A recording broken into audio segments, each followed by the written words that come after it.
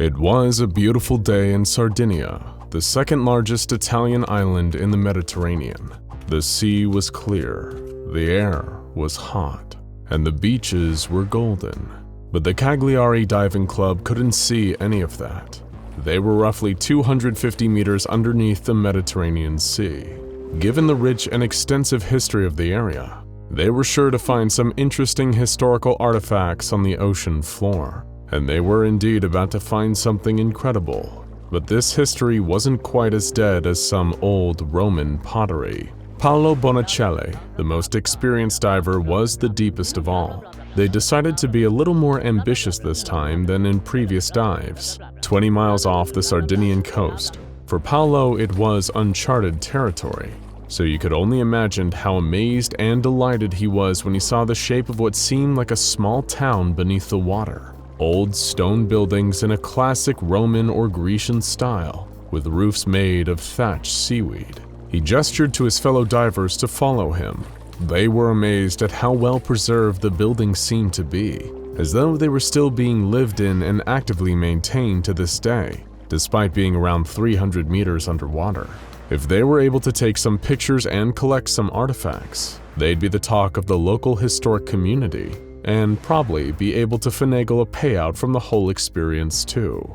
That's when Paolo spotted something truly amazing.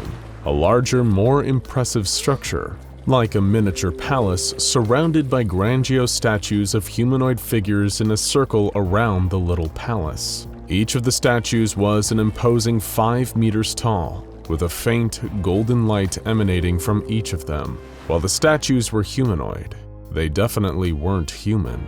Their features were strange and fish-like. Scales, gills, tentacles. Paolo was in awe at the sight of them. He took pictures and got closer.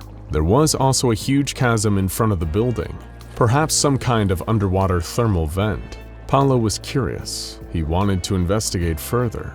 He swam deeper and deeper. What was at the bottom of that chasm? But lucky for Paolo, he would never see what was at the bottom of that chasm.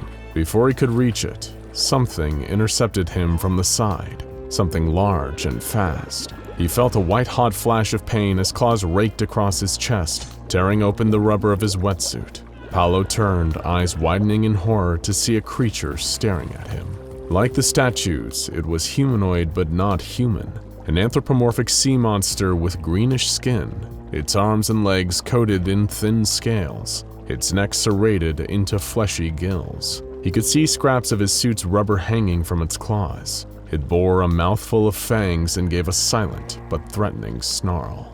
Paolo could see something in the distance behind this creature. More figures, like this one, emerging from the murk, getting faster, getting closer. Paolo was a smart man, but it didn't take a genius to realize that if he stuck around, something terrible was about to happen to him and the rest of the Cagliari Diving Club. He turned and fled, paddling with all his might away from the coming legion of aquatic beasts. The rest of the club saw the experienced diver panicking and followed his lead. Thanks to their quick thinking and expertise, they all managed to escape with their lives and only a few minor injuries. But they had no idea of the true extent of the mystery they were leaving behind beneath the sea. The multiverse is a big place. There are alternate universes where the Devourer of Worlds escapes and destroys everything we love and hold dear.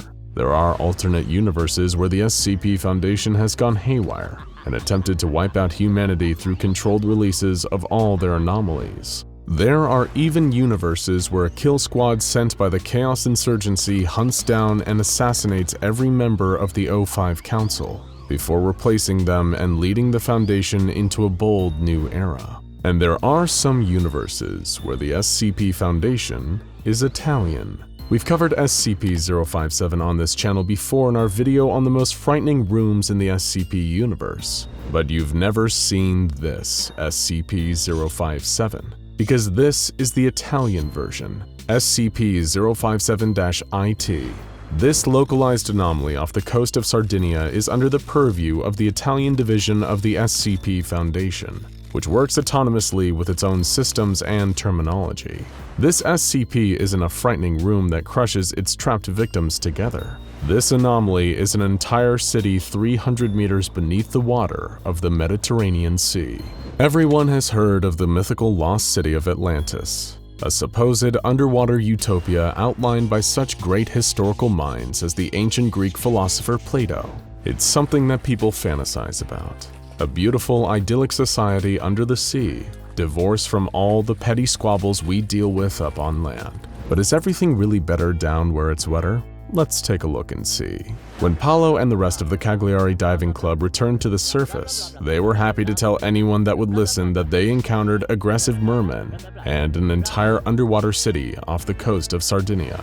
They even posted their photos onto their official Facebook page, along with photos of Paolo's gnarly chest scars. That's when the Italian branch of the SCP Foundation finally discovered them and decided to intervene. The Foundation dispatched an SIR squad known as Oreria Notatia. SIRs are the intelligence and research section of the Italian SCP Foundation, a kind of mobile task force that investigates possible informational leads. Paolo and his team were given amnestic treatment, and any evidence that they'd collected was scrubbed from existence. Meanwhile, Lieutenant Marco Levini, leader of the mobile task force SSM-2 squad, aka Legio Atlantides, was being dispatched to the source of the problem, SCP-057-IT itself. What started off as a relatively straightforward exploratory mission soon took an extremely strange turn. Levini and his men reported activity down in the underwater city, observing from the safety of their armored Foundation submarine. While the aquatic humanoids living in 057-IT were undeniably the same species, their culture seemed to be split up into two unique groups. One group had thinner scales on their arms and legs. This group was more numerous, having at least 60 active specimens, and was characterized by their extreme aggression towards any outsiders. As for the smaller group, they had thicker scales, as well as a number of eerily consistent injuries to their hands, feet, and gills. They were also distinct from the thin scales in terms of behavior, as they were a far friendlier, more curious bunch. At times, members of this subset would approach the submarine and regard it with detached fascination. Sometimes they would even point at the submarine and laugh, though their reasons for doing this are unknown. Eventually, Lieutenant Levini was so confident in their safety around the merpeople that he and a few other team members decided to disembark from the submarine on a diving excursion and properly explore the aquatic city below. This would prove to be a dangerous tactical error on Levini's part. During what seemed like a routine exploratory mission, Levini was ambushed by a squadron of thin scales, grabbed from behind and kidnapped. He was taken as a hostage and spirited away into one of the city's various buildings, where a thick scale known as Letizia acted as his warden. But Levini soon found that being under Letizia's care was a profoundly lucky turn of events on his part, both because it allowed him to learn more about the situation, and because she was one of the small group left in the city who hadn't become dangerous fanatics. That's right, the merpeople were in the middle of a heated civil war. Both from the observations of Levini during his captivity and later interviews conducted by project head Dr. Giuseppe Pistillo with some liberated members of the Thick Scales, they learned that a terrible religious conflict had broken out in SCP-057-IT. The accounts coming from the rescued citizens illustrated a similar backstory to what the Italian Foundation had theorized regarding the merpeople.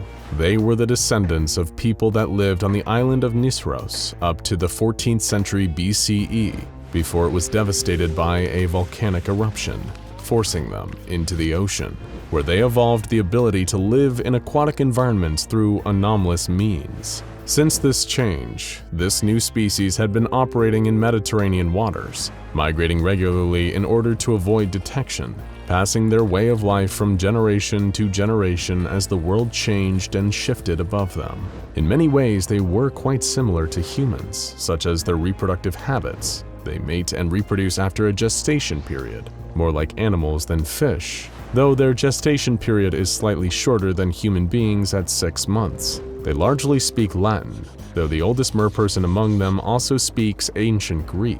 Merchildren born in Foundation containment have shown strong language acquisition skills, as they have proven more than able to learn modern Italian.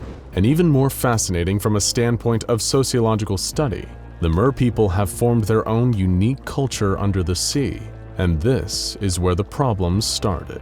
Abstaining from the belief of the Greek and Roman pantheons their ancestors looked up to, the merpeople instead worshipped their own group of water-bound deities, whose images were reflected in the great statues in the center of the town. The large building near the statues and the chasm was the home of the mayor, the town's de facto leader. However, what had been a workable system for centuries began falling to ruin when a strange religious fanaticism began to spread. A cult-like group soon formed and began holding ceremonies where they worshipped a powerful entity in the chasm known as the Great Eye. This new cult was known as the Cult of the Great Eye of the Mediterranean, or CGEM for short. What began as a fringe belief soon became a frenzy and took over the better part of the town, with the acolytes of the Great Eye proving themselves more than willing to spread the gospel of their new deity with violence. Some of the more arduous non-believers were killed for their heresy, while others were simply ritualistically mutilated in order to prevent them from rebelling. Letizia had her own evidence of these targeted mutilations. The thin scales had cut the aquatic webbing from between her fingers and toes, making it harder for her to swim away and escape. Other suspected heretics were given the same treatment. The reason the thick scales even had thicker scales was that they stole forbidden technology from the mayor to increase the strength of their scales, hoping it would help them better withstand the torments of the acolytes. Those involved in the stealing of this technology were captured and summarily executed for their acts of defiance. In a sense, Letizia was protecting Lavini by advising him against trying to escape, knowing the acolytes of the Great Eye would kill him if he did. She knew that the only opportunity for escape would come during the ceremony held by the acolytes to honor their frightening master. When the day eventually came, as Lavini was running low on everything from food to oxygen, everyone in the town was forced out into the town center to witness the ritual. The acolytes gathered around the chasm and began to chant in a frightening, unknown language. As they chanted, a blinding light began to emanate from the chasm, and as blurry shapes emerged, nightmarish tentacled gastropods soon began to take form. Truly Lovecraftian undersea monsters. Shortly after the ritual, Lavini and the Thick Scales were able to make a break for it, pursued by the acolytes of the Great Eye. It was a close one, but thankfully due to the intervention and assistance of a trained mobile task force, the fanatical forces of the acolytes were repelled and the fleeing merpeople, along with Lavini, were rescued.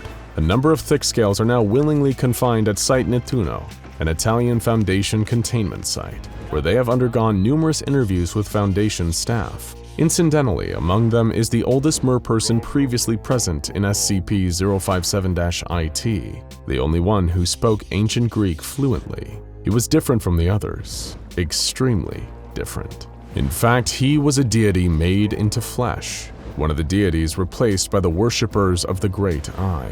This unfortunate former god had done everything to keep his people's lives safe and peaceful, but in spite of his wisdom and best efforts, hell had once again broken loose. Not everything is all well and good in SCP-057-IT. Even if a human's body changes, their nature does not. And the worst parts of human nature seemingly followed these unfortunate merpeople into what should have been their paradise under the sea.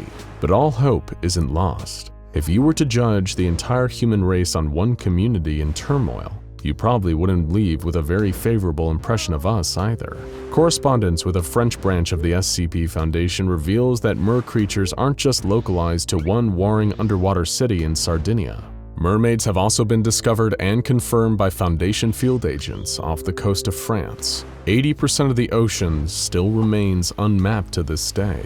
Who knows what else is out there, just waiting to be found.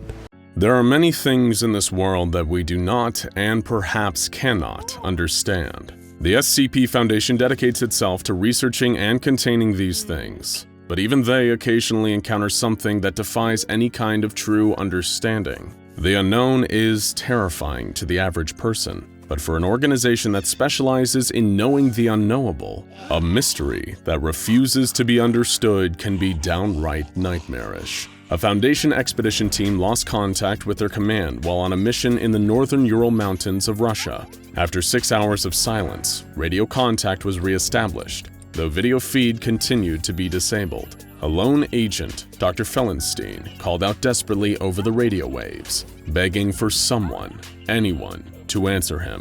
Command responded, requesting a status update on the rest of his crew. At first, they were met only with the wet, hollow sound of Fellenstein weeping. Finally, he explained that they were all dead, and that he was the only man left standing. "Something got to him," he said of fellow Agent Myers. "It was long, slippery. I saw a grown man pulled into a tiny hole." He began to hyperventilate, his descriptions becoming less and less coherent. Command offered to send reinforcements to collect the survivor, but he begged them not to. He was beyond saving at this point, describing himself as nothing but a walking corpse. After slipping into a crevice, Fellenstein had broken his ankle and torn a hole in his hazmat suit. Command honored his insistence that no reinforcements be sent in, but encouraged him to try and pull himself back to the surface and retrieve additional data. Even if he was doomed, he could still provide valuable information on the threat he encountered. While Fellenstein attempted to free himself from the crevice, he slipped deeper into the crack in the ground. Pushing through his fear of being crushed to death, he tried again. Fighting against the burning of the toxic air in his lungs and the straining of his muscles, he finally pulled himself to freedom. Then he took in his surroundings. He was at the edge of a chasm, so deep he could not see the bottom. He posited that he was somewhere underneath or inside of a mountain. There was a putrid smell in the air, burning his eyes, his skin, everything.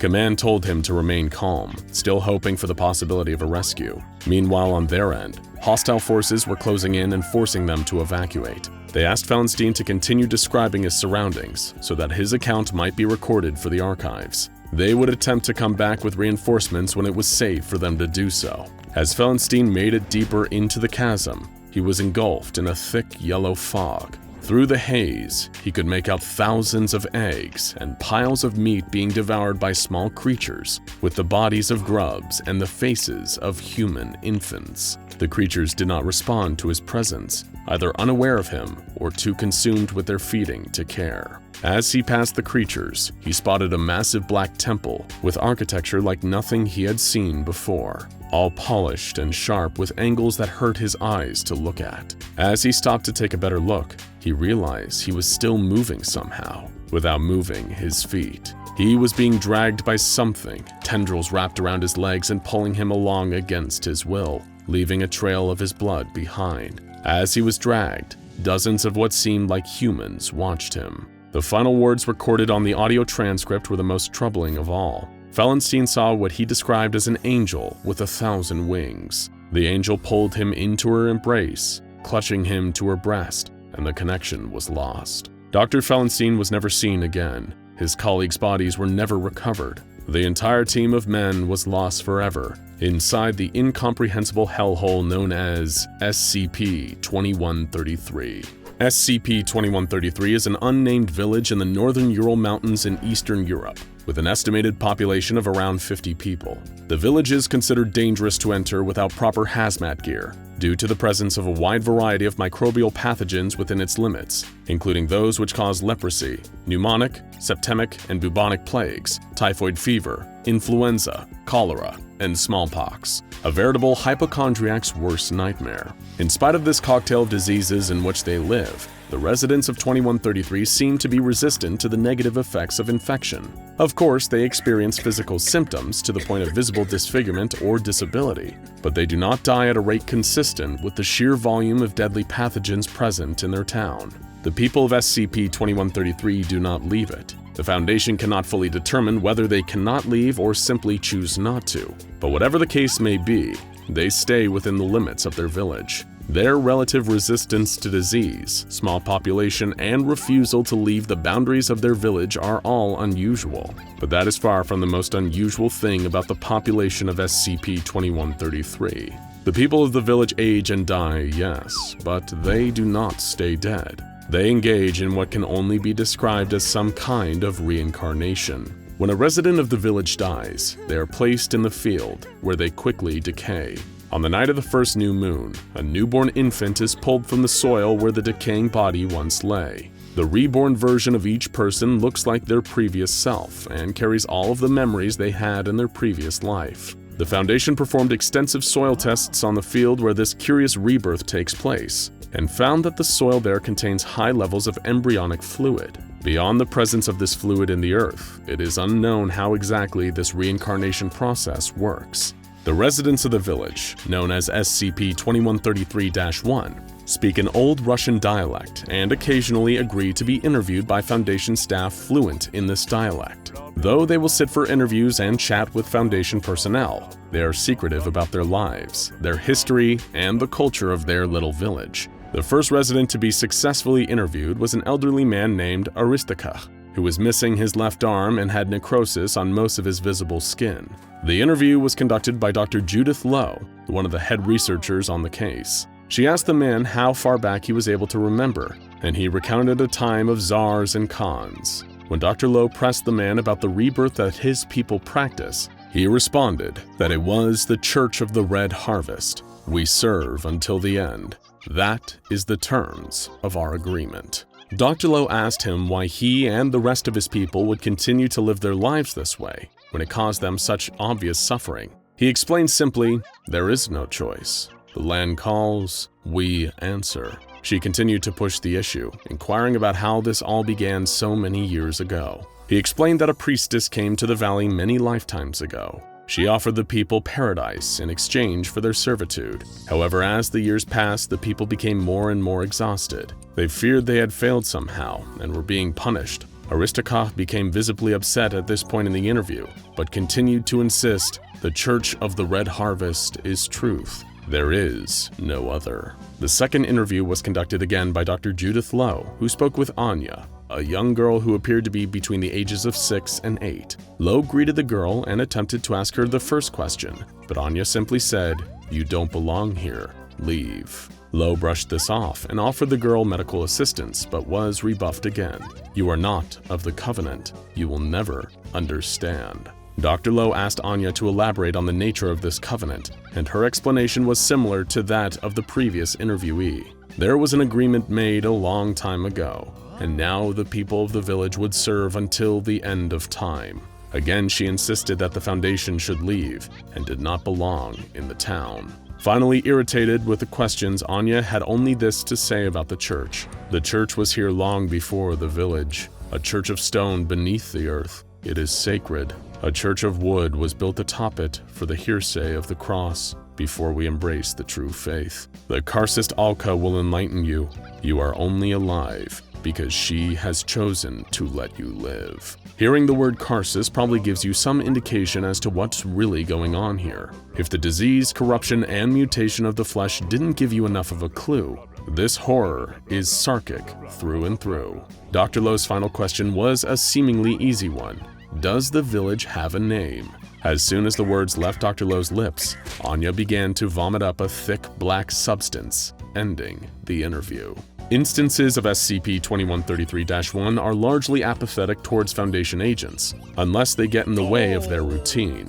The agents are allowed to go inside any of the buildings in the village, with one notable exception, the Church of the Red Harvest. Any attempts to learn more about the church or enter its walls are met with refusal to explain, or in some cases, outright hostility. Though the villagers are largely peaceful toward the Foundation, they are not the only entity living in SCP-2133. Throughout the village, there are instances of something known as SCP-2133-2. These organic structures, which have the appearance of dark red tentacles, display overt hostility towards outsiders and will attack any that get too close. They are especially aggressive to any outsiders that attempt to enter the church. Tissue samples were taken from the tentacles for observation, and they were found, horrifyingly enough, to genetically resemble tissue samples from humans. After the interview with Anya, the Foundation research team determined that entering the church was of the utmost importance. Mobile Task Force Beta-7 was dispatched for this mission, and after the residents of the town were restrained,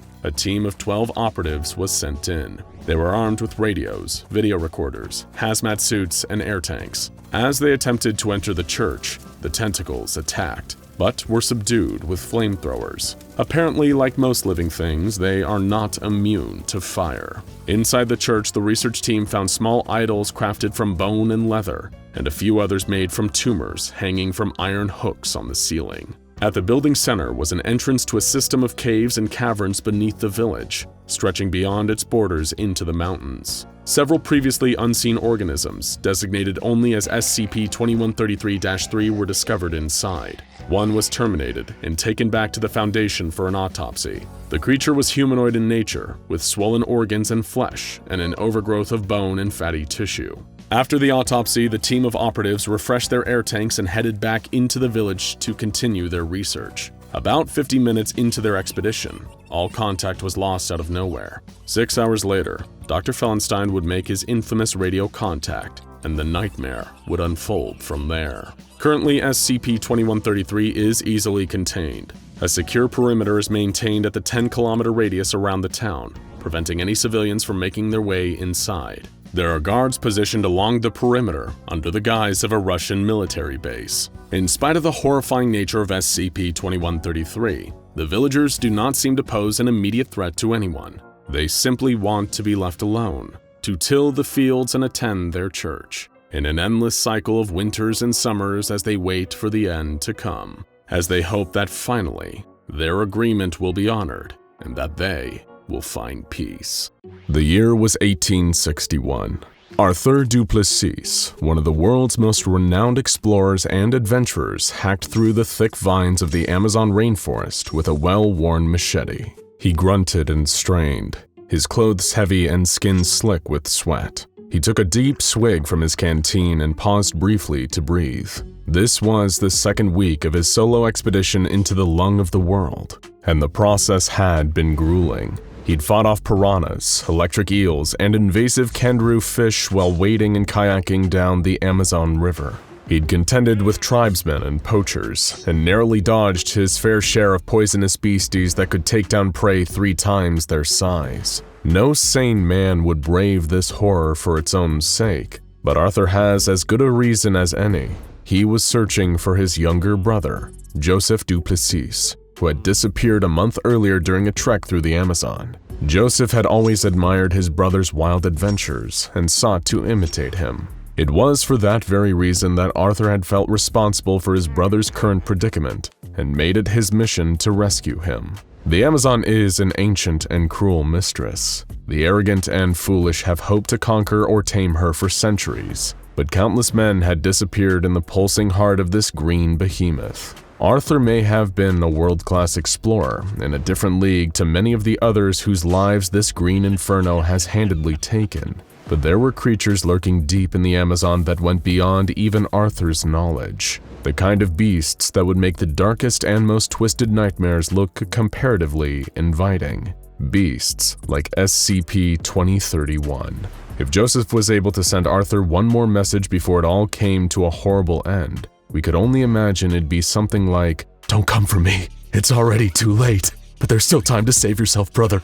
Stay away, for God's sake, stay away. You have no idea what you're dealing with here. Forget about me.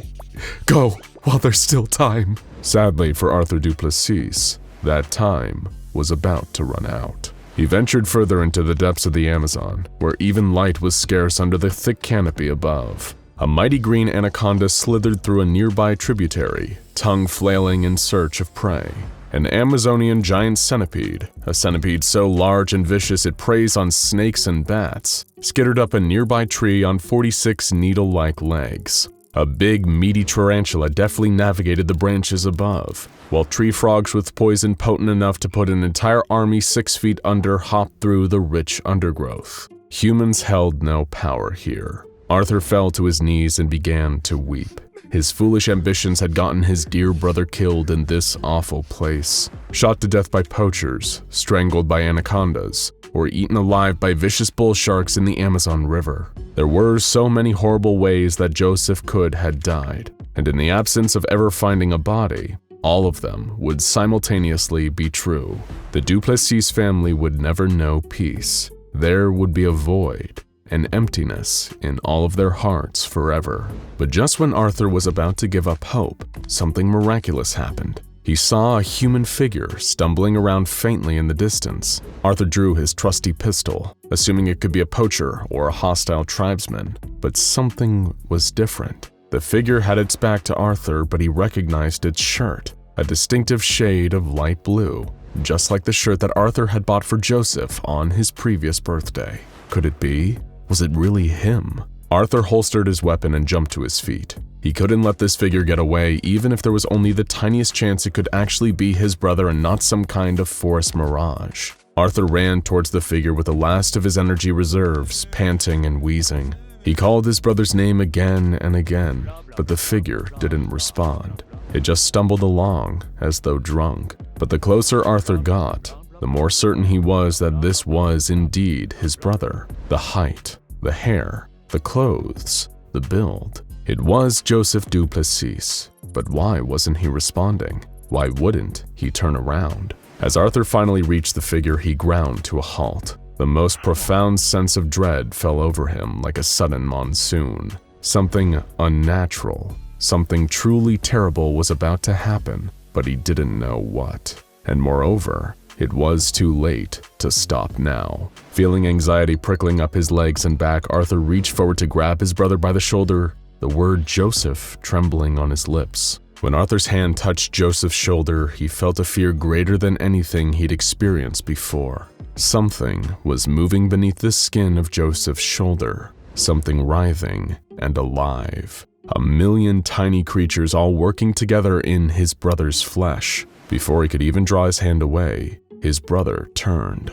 Or rather, the creatures that were wearing his brother's body turned around. Arthur couldn't help but scream at the horrible sight before him. His brother's face looked loose and rotten, aging skin hanging off a rotting skull. His jaw hung loose, no tongue inside, no eyes either. Just millions of ants swarming in and out of Joseph Duplessis's vacant dead face. The ants were huge and spiny, with long curved mandibles. Ection bruxelli, a particularly hardy species of New World army ant. Arthur stepped back, babbling in terror at what had become of his brother. The Joseph suit stepped forward towards him, and almost instinctively, Arthur pushed him with both hands, feeling the nightmarish activity swarming beneath the loose cover of Joseph's bony chest. The Joseph suits tumbled backward, tripping over a rock and burst. There were no organs left inside his brother now. They'd been eaten long ago. It was just a thin tarpaulin of gray skin over dry bones, and of course, millions upon millions of ants,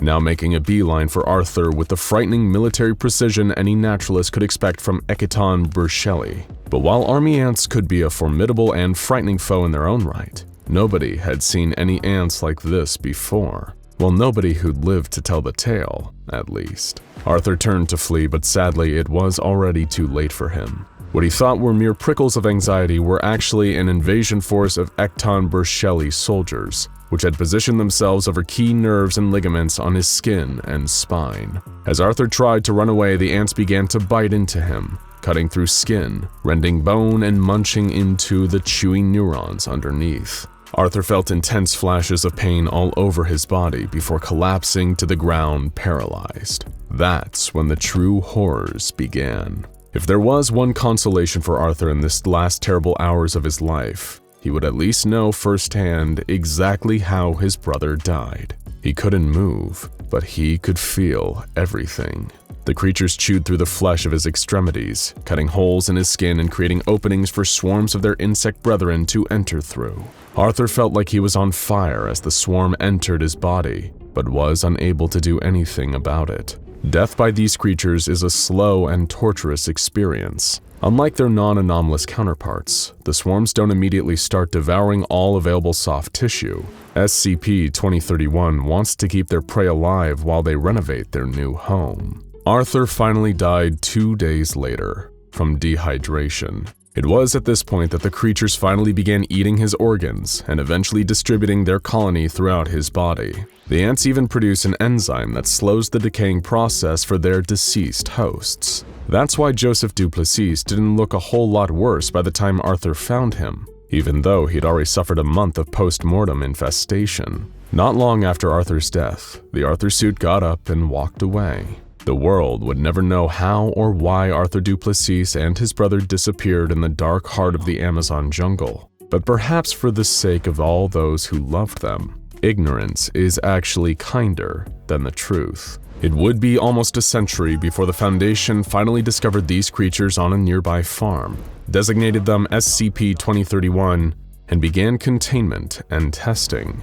They soon became aware of what Arthur, Joseph, and many others had learned the hard way. While they may be relatively ineffectual individually, together these insects were a real force to be reckoned with. Very few non-anomalous animals had any chance of escaping them once they'd set their sights on a target and began assuming their attack positions. In one observed instance, SCP-2031 soldiers were able to take down a 1,000-kilogram Angus bull in 5 minutes, most of which was just spent getting their soldiers into their proper positions over the spine and leg ligaments. The Foundation just got extremely lucky that these vicious insect predators happened to be isolated to some pretty specific areas in South America, thanks to the climate requirements of their habitats. In fact, pretty much all of the specimens the Foundation found were all in one place. The creatures had developed a particularly frightening form of ant farm known as SCP-2031-A, an isolated containment zone on a stretch of farmland where the ants could find hosts in the form of live people and animals, keeping them relatively isolated. 27 separate SCP-2031 colonies were first found on this farm, inhabiting and operating 27 different corpses. These include 15 cows, 5 different horses, 3 domestic pigs, 1 dog, and most fascinating of all, 3 human specimens, an adult male, an adult female, and a child of unspecified gender. What's even more fascinating than the efficacy of these ants in attacking all different kinds of prey is their deftness at mimicking the behavior of their hosts. This isn't a reconstructive maggot situation. See our video on that nightmare for further information. The ants attempt to make their hosts actually act like the creatures they once were. The Foundation were astonished to see that the 3 human suits seemed to actually go through the motions of running the farm, watering the livestock, dispensing feed, moving other SCP-2031 colonies from one pasture to another. The human child suit would even spend extensive time playing with the dog suit, engaging in games such as fetch or mock wrestling.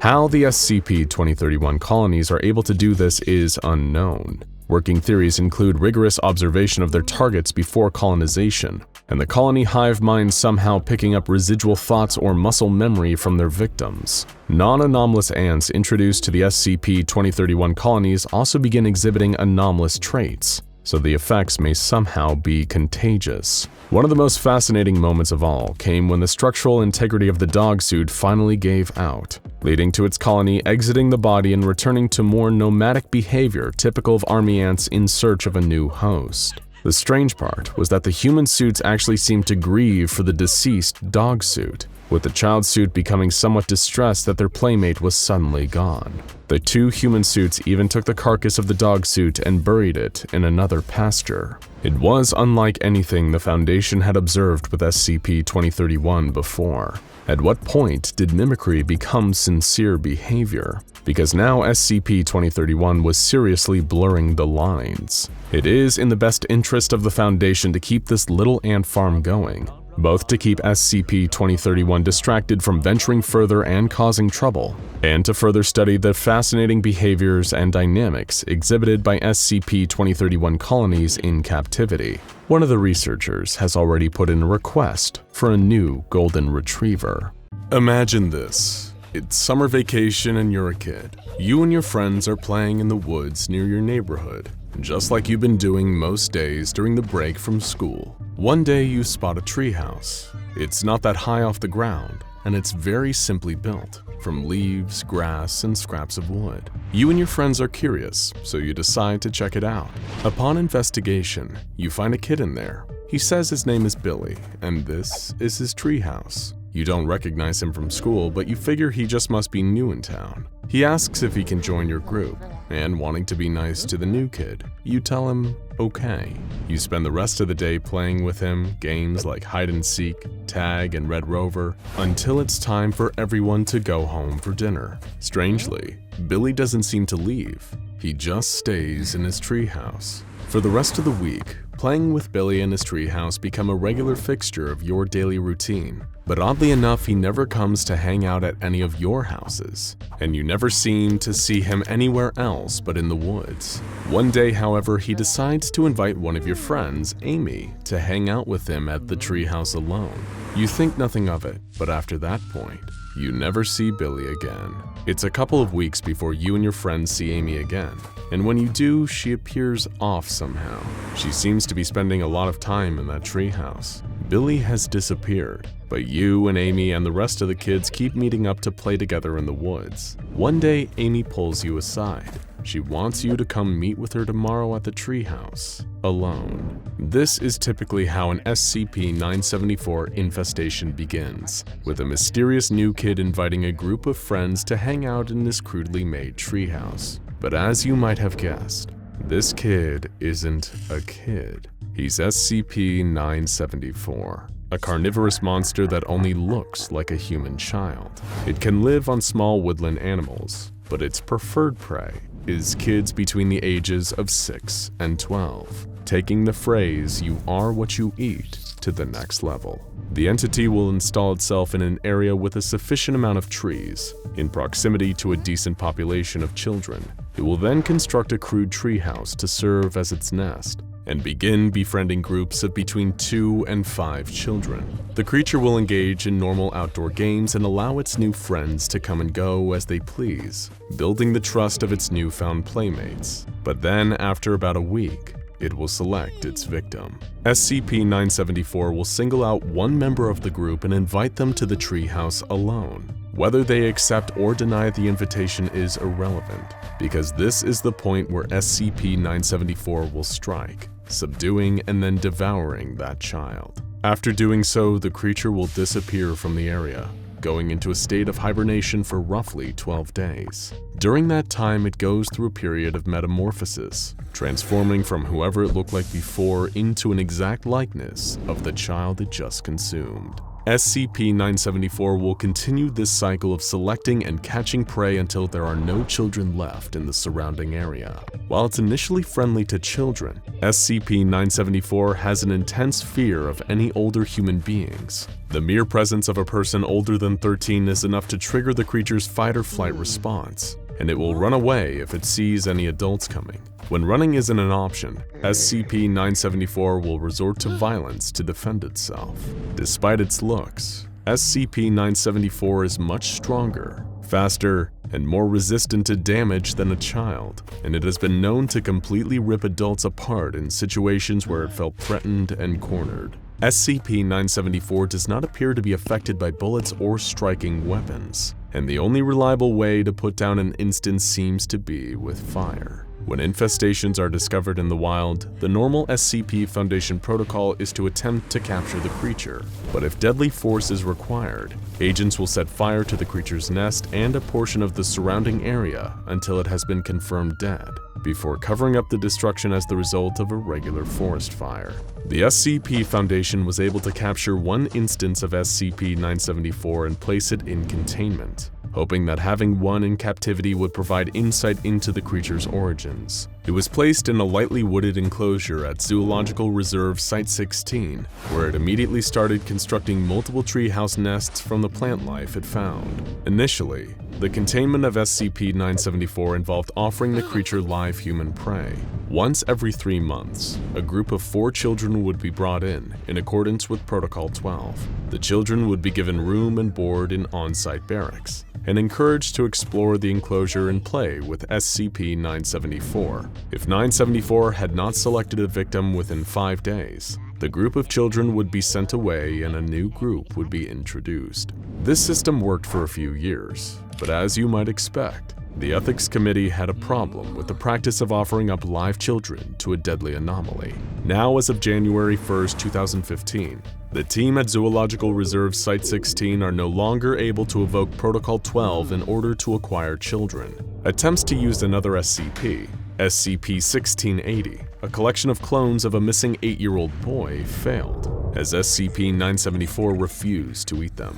The procedures then changed to only allow small animals to be introduced into the enclosure as prey. While it might seem like this was a good idea that would stop SCP-974 from killing any more children, like a lot of seemingly good changes to containment procedures in the Foundation, this well-intentioned move would ultimately have deadly consequences. SCP-974 at first seemed to behave normally despite being denied its favorite food. But then, on August 16, 2015, while on their weekly sweep of the enclosure, patrol teams found that 974 had destroyed all of the tree houses it had built in its time in containment. The SCP itself was also nowhere to be found. There was something new in the enclosure though, a small oval of disturbed soil. A geological team was called in, and through ground-penetrating radar, it was found that there was a humanoid figure buried there, curled up in a fetal position. This couldn't be SCP-974, could it? The figure was much too long and thin to be anything resembling a human child, but it had to be SCP-974. It was the only living thing in the enclosure. The scientists were intrigued, and they theorized that the SCP might have entered a new life stage. Further scans were conducted over the next 10 days. During that time, the creature never moved from its position, though it did continue to grow. It seemed like it was absorbing nutrients from the surrounding soil. The team decided to exhume the creature to examine it. When they dug it up, they found that SCP-974 had stretched out, now measuring 220 centimeters in length and weighing just 37.4 kilograms. It had no features or orifices of any kind anywhere on its body, and its now pale white skin was covered in some kind of sticky mucus that, when examined, was found to contain a previously undiscovered enzyme. The creature was alive, but barely. It wasn't breathing, and its heartbeat was extremely slow, almost to the point of being undetectable. SCP-974 was examined for an additional 4 weeks, after which it died and was sent for dissection. Some of the scientists and researchers at Zoological Site 16 were disappointed to hear about 974's death. As vicious and feral as the creature was, they developed a certain fondness for it and its many tree houses. Luckily, it wouldn't be too much longer until a new specimen was obtained. On October 16, 2016, a group of no less than 7 instances of SCP-974 were discovered near a major American city. The containment team was forced to kill 6 of the anomalies in the attempts to capture them, but 1 instance survived and was taken to Zoological Site 16. As was mandated, the area was burned and Foundation counterintelligence disseminated a cover story about a forest fire caused by an improperly extinguished campfire. The new SCP-974 was, like the original one, placed in the enclosure and denied human prey. Also like the first one, this 974 buried itself after being denied its preferred meals for several months. The decision was made to leave the SCP underground longer than the first instance, to see what it might become if this developmental stage wasn't interrupted. On January 25, 2017, the creature finally dug itself free from the earth. Now designated SCP-974-A, it was far more aggressive than any instance of 974 had ever been before. As soon as it was free from the dirt, it made a beeline straight for the nearest monitoring station. It ripped the roof off and tore the 6 team members stationed there to shreds in just 90 seconds. When the response team arrived 15 minutes later, only 12% of the human remains were able to be recovered.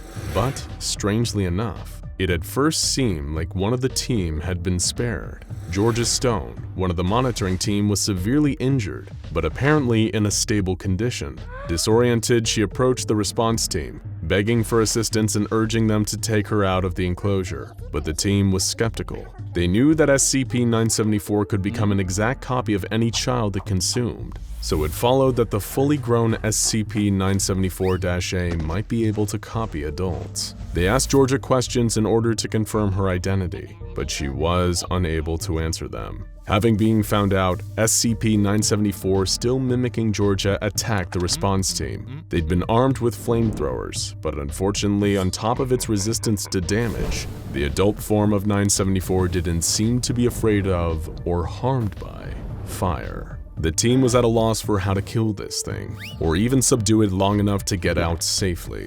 SCP-974-A was tearing through the members of the team like they were made out of paper. Thinking quickly, one member of the response team, a guard named Emilio, pulled out one of his standard-issue Foundation hand grenades. When SCP-974-A came at him, he pulled the pin and, holding the grenade, shoved his arm into the creature's open mouth. While the explosion destroyed Emilio's arm, it didn't even break the skin of SCP-974-A. However, it did result in serious damage to its internal organs, which finally killed it. Following its death, an autopsy was conducted, revealing enough about the creature that a new file of effective methods of extermination was able to be created. After this event, the protocols for SCP-974 containment were completely overhauled. Any instances of SCP-974-A seen in the wild are to be killed as quickly as possible. More disturbingly though, the Ethics Committee rescinded their previous decision, and any instances of 974 that are brought into containment are to be provided with human prey again. Letting SCP-974 kill children might not be a very humane way of keeping it contained, but given how much more aggressive and hard to kill this SCP's adult form is, any option that stops the creature's metamorphosis from happening is likely the best option in the long run. So remember, if you're ever out in the woods and see a crudely constructed treehouse, perhaps think twice about how innocent it is. There could be something hungry lurking inside. 05-9 was having a lazy morning. After all, while being a member of the 05 Council is a demanding job, it doesn't mean that you don't occasionally have off days. His schedule was clear, so he decided to catch up on some YouTube videos he'd been meaning to watch, water his plants, and play some office golf to ease off the boredom. That's when he received a strange message from 05-1 on the closed 05 Council Communications Relay Network. It read, 9. Attached are files we found last week within Site-01 Steepwell. I wouldn't trouble you with this if not for the fact that the events described herein have never occurred. Their initial creation date is approximately 50,000 years back. Please familiarize yourself with them as quickly as possible. And just like that, 05-9's lazy day had been torpedoed. He put away his golfing equipment and accessed the file. Strangely, it read, Accessing file, SCP-6789 Iteration 1,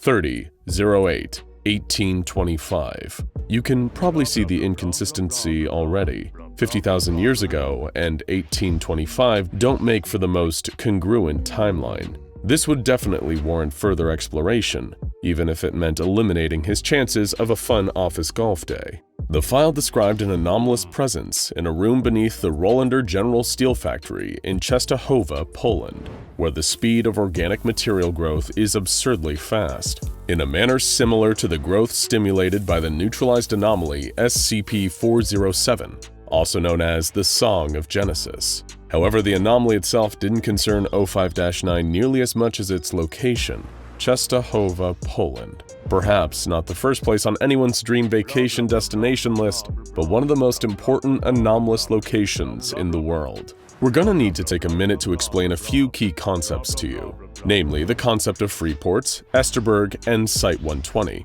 You see, while it is the Foundation's prerogative to secure and contain anomalies where they might intersect with humanity and thus threaten the upholding of consensus reality, there are certain places where doing so just isn't practical or possible.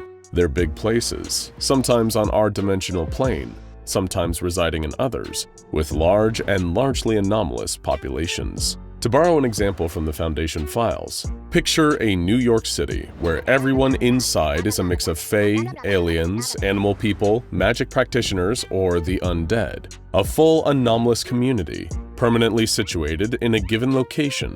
It's too separate and secluded enough from humanity to necessitate full containment, and if we're being realistic, the Foundation couldn't contain them without a great deal of hassle anyway. A location like this is known as a nexus. However, particularly large nexuses that also act as hubs of anomalous trade and commerce are known as free ports. Free ports are a complicated situation for the SCP Foundation, in a bureaucratic sense. International and interdimensional law forbid the Foundation from intervening in the matters of free ports without proper permission.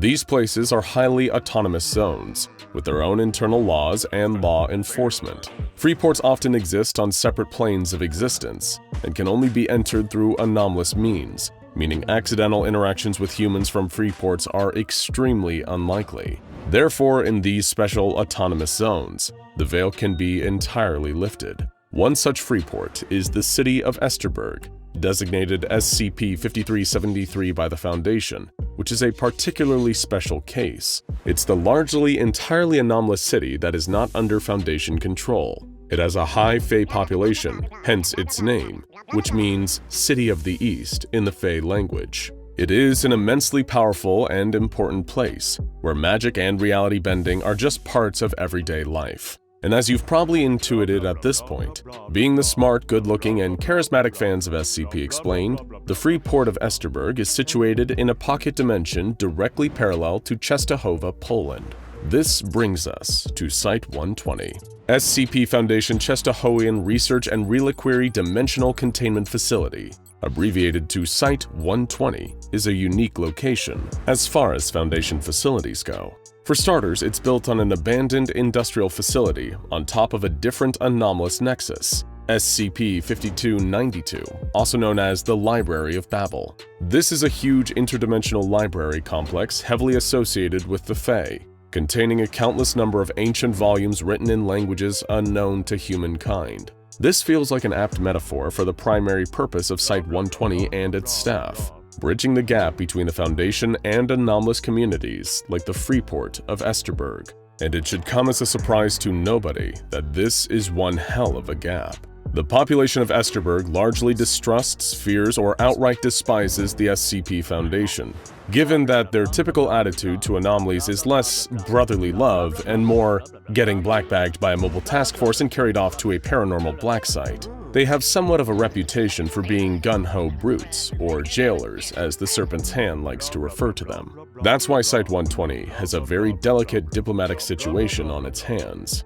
And to deal with this situation, they created a specialized task force known as the Interspecies Communications Team, with 27 well-trained researchers, negotiators, and diplomats, headed by Dr. Anna Schloss. They're doing all they can to extend the anomalous olive branch to the communities within Esterberg and improve the Foundation's standing among them. So needless to say, the situation over in Częstochowa, Poland is exceedingly complicated. And as 05-9 read further through the document on SCP-6789, he just hoped that they weren't all staring down the barrel of a future diplomatic or containment snafu.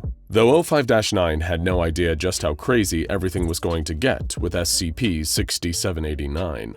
At first, the anomaly seemed pretty straightforward. It was confined to an unlit sub-basement boiler room in the Rollander General Steel Factory. However, despite the lack of light or really any of the conditions necessary for supporting life that isn't insects or fungus, a glorious flourishing microcosm has developed down there.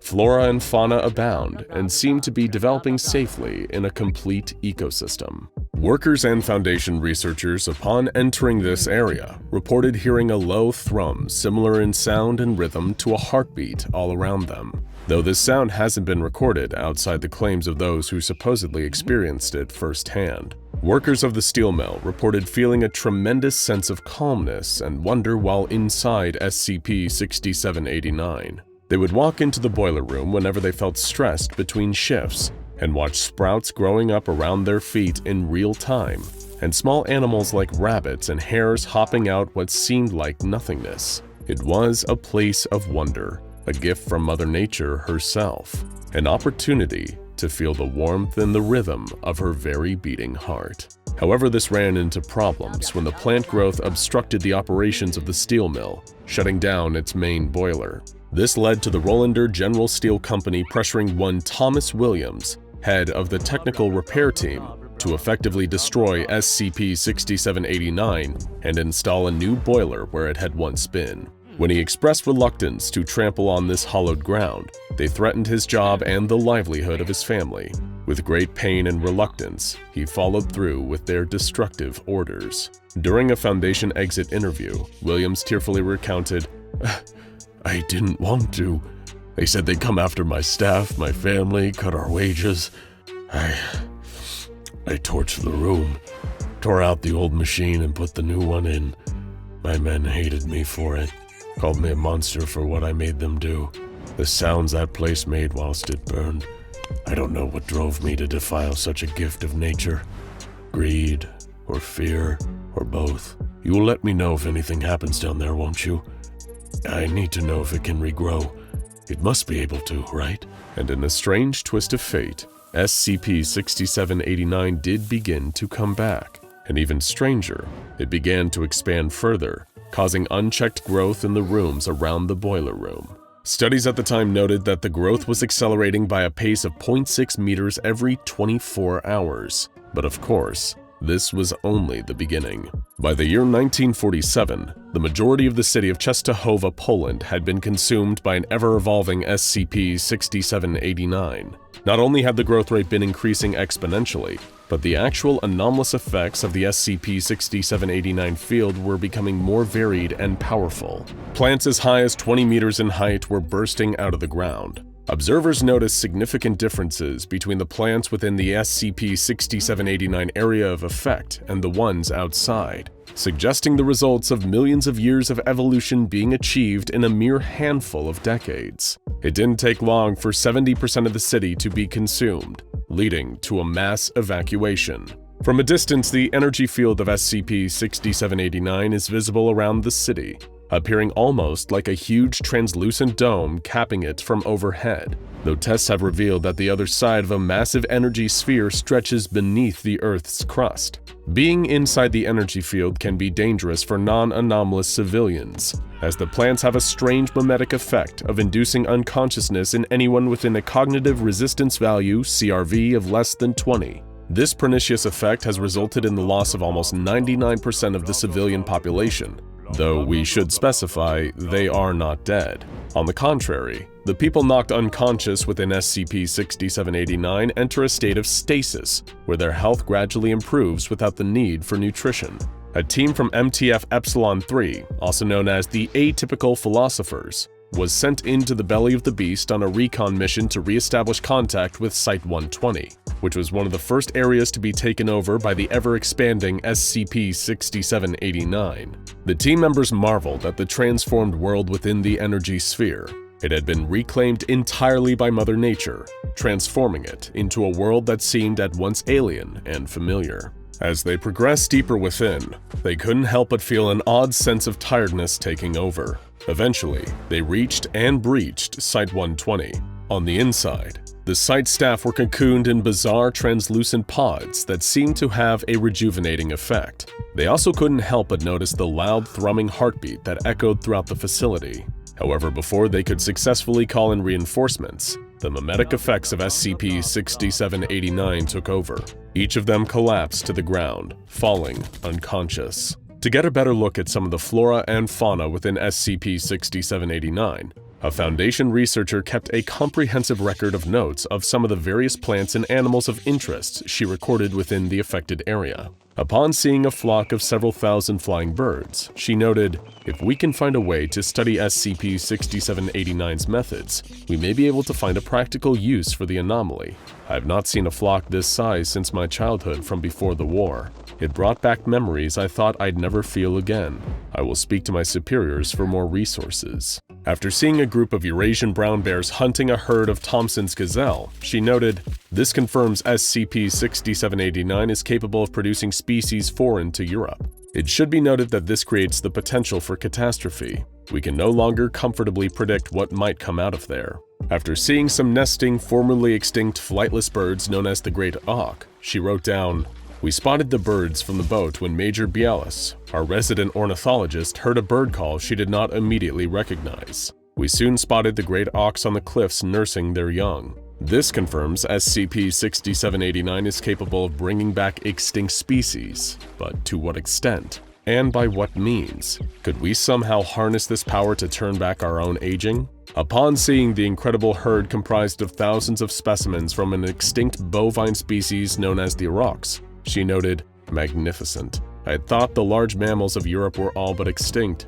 Our expedition encountered the herd moving north along the river towards Ponzan, but we managed to intercept them and kept them within SCP-6789's exclusion zone.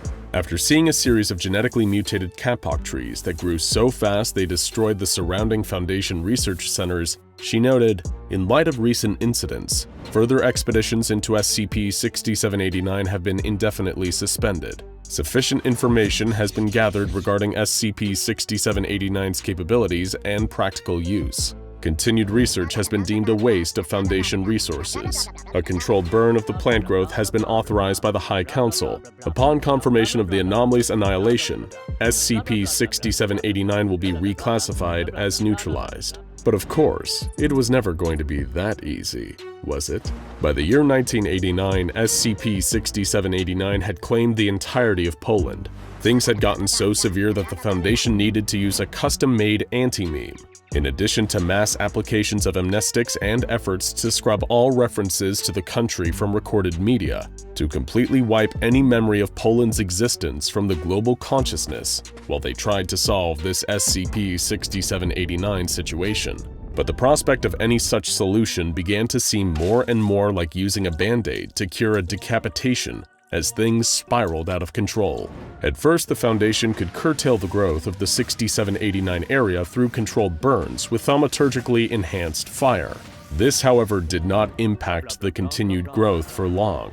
Researchers predicted that an IK-class collapse of global civilization scenario could potentially occur in as little as 7 months. However, while these developments were all a net minus for humanity, they created wonderful opportunities for a few species that humanity had wronged in the past. The Children of the Forest, a subset of the Fae that was wiped out after the battle at the factory, and the Children of the Night, better known as SCP-1000 or Bigfoot. Surviving members of interspecies communications team from Site-120 attempted to start a dialogue with these cultures forming in the ever-growing SCP-6789 area that was once Poland.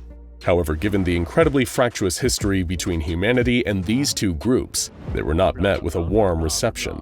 Repeated attempts to enter the domain of SCP-1000 and communicate with them were met with the following series of aggressive communique from the Children of the Night. "Do not attempt to contact at the time. No reason to trust. We will respond with force. All entry into our reclaimed terrain will be understood as a violation of this request. Stop all attempts. We see your attempts. We will not warn again. Cease. Mother does not wish for us to meet with you. We therefore listen. Do as she says, or meet the consequences." It's probably clear by this point that the SCP Foundation was barking up the wrong genetically mutated kapok tree. They had burned their bridges with all these specimens with their own selfish actions, and would never again be seen as friends to them. However, some answers were provided by a Child of the Night that was at least willing to speak to them in English, even though he resented everything they stood for. He informed them that they had invoked the very wrath of Mother Nature with their terrible actions, and now they were taking revenge. In his chilling closing statement, he said, "Look what you did to us. Look what you did to the Children of the Forest. We forgave you. Your siblings gave up on fighting back, but your mother's heart is broken. She gave you life, and you showed her your true colors the moment she let you off her leash. She birthed you, yet you chose to betray her in the most disgusting way possible. Get out there and wait as Mother Nature does her job at neutralizing your poison. She didn't give up on you. No, not yet. Unlike yourself, that is." And of course, it would only get worse from there. By 2066, it was all over. The ever-expanding SCP-6789 had consumed almost the entire planet, leaving the surviving Foundation population to seek what remained of refuge on a boat set permanently adrift. All they could do was watch as Mother Nature claimed her vengeance against the human race and took over the Earth, while they planned desperately against her. The beating heart of SCP-6789 developed roots that reached way down into the depths of the Earth, giving it access to life everywhere. Much like the SCP-1000 specimen had said, it seems plausible that this entity was the source of all life on Earth, our one true mother. Of North America, the Foundation wrote, following SCP-6789's manifestation in the North American continent, Yellowstone Base has been lost, with all personnel having been evacuated before the spread of SCP-6789 into the Duchy of Wyoming. SCP-2000 remains accessible through direct portals, as SCP-6789 structures do not appear to have penetrated the insides of the underground complex housing it. It is unknown why this occurred, considering SCP-6789's attraction to machinery. Similar to other Foundation sites worldwide, Yellowstone Base has lost its main purpose. The Great Yellowstone Supervolcano, which was once monitored and restrained, has been noted to cease volcanic activity. Most nearby areas previously thought to be inhospitable have been healed and are populated by wild flora and fauna alike. Of Libya, they wrote, the main difference between pre-SCP-6789 Libya and post was the total destruction of more than 274 industrial complexes, which were once the country's pride. Of note is the total decontamination of the connection between the Libyan Ocean and the mainland. This change has been so extreme that even the Devil's Throat is now clear of all traces of oil contamination. Similarly, the Great Libyan Canal is once again accessible through the European Strait, despite once being blocked by industrial waste for more than 27 years. Of Antarctica, they wrote, despite the extreme harsh environment created by the Antarctic Empire, SCP-6789 growths did not struggle with adapting to the conditions. In actuality, most flora megastructures spawned around the country were noted to be the largest on record. Growths were noted to be universally dense regardless of human development, unlike previous trends. The only exception to this rule was the complete destruction of the country's floating capital. It's theorized that this was caused by the city's proximity to the ozone hole. Of Poland, where it all began, they wrote, being the origin point for the entire anomaly, Poland's entire area is dense with SCP-6789 flora. Despite this, the most compact area is the core itself, the Silesian Voidship. There, numerous formations and structures which do not appear to be present anywhere else in the world are located. Examples include trees larger than 100 meters in height, or half-transparent biological domes acting as insulative barriers for the most polluted areas.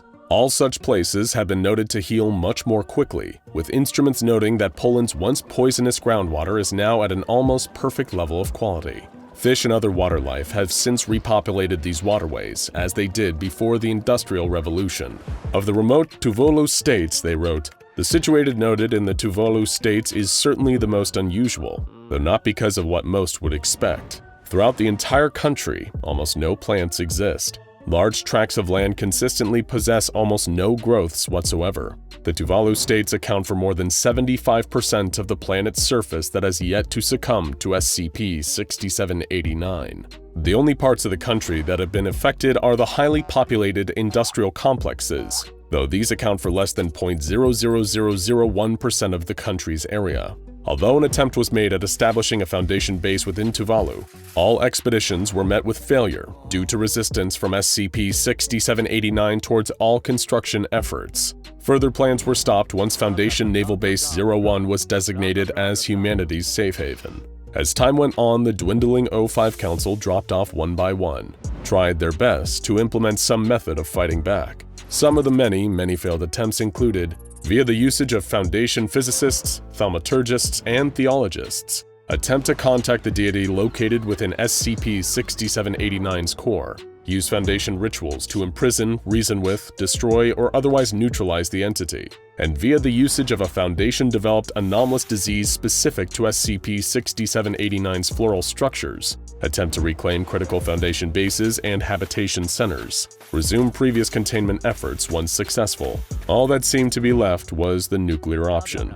Attempt 67. The bottom of the file read, via the usage of Project Lethe and Kolod mimetic triggers, revert humanity's state of development to pre-industrial times through the degradation of brain development, rob humanity of thousands of years of scientific, cultural, and technological development, await total destruction of modern infrastructure by SCP-6789, and the release of all individuals from SCP-6789's effect. Apply Ennui Protocol following its success. O5-9's eyes darted to the corner of the screen. He had a new message from O5-1 reading, "Today, Race had detected the following draft for a file being uploaded for approval to SCIPnet. I'll just let you draw the conclusions yourself." O5-9 opened the file draft. and it looked just like the first file all over again. In the end, the Foundation had succeeded, but on some level, it had been a hollow success. Is all they'd done to propagate the loop for another generation just waiting to happen again? Would the heart of Mother Nature someday beat again in pain and rage from the betrayal of her children? Would SCP-6789 ever truly be defeated or contained? 05-9 decided it was best to not worry about it too much. He grabbed his office golf equipment and began teeing up another putt. After all, you never know when you won't get another chance for something like this. Dr. Zaretsky didn't remember falling. She'd hit her head on impact with the ground, hard enough to knock the immediate memory out of her brain, but not quite hard enough to remember everything else. The feeling of mushy fungal fingers wrapping around her waist, of rising rapidly into the air, the haze of deadly spores so thick in the air that they'd created a layer coating her hazmat suit. 5 meters. That's how far she'd fallen. About half the height of an Olympic diving board. Only there wasn't a pool at the bottom, and she'd landed badly. Dr. Zaretsky had been lying in her hospital bed for nearly a month. It was rare to have an encounter with a 30-meter-tall SCP go south and still live to tell the tale. She knew that as well as anyone, seeing colleagues dying in all kinds of ways around her for years. But try as she might, through all the broken bones, all the bruises and scars, and all the indignity that being bedridden in a hospital brought, she couldn't help but just feel sad. Were all these SCPs monsters? And what was happening to 5771 as she lay there, broken? It will be no surprise to many that the SCP Foundation monitors emergency service calls. Often, if there is a deadly creature on the loose, the first people to hear about it are emergency service operators. Whether they believe it is another case, something that benefits the Foundation greatly much of the time. That was how SCP-5771 was discovered. Bryce Wheeler, a junior agent not yet ready for fieldwork, was monitoring incoming 911 calls in California when a call pricked her interest. It wasn't so much the content of the call itself. It was in fact that there was a third call that morning where someone had died on the phone.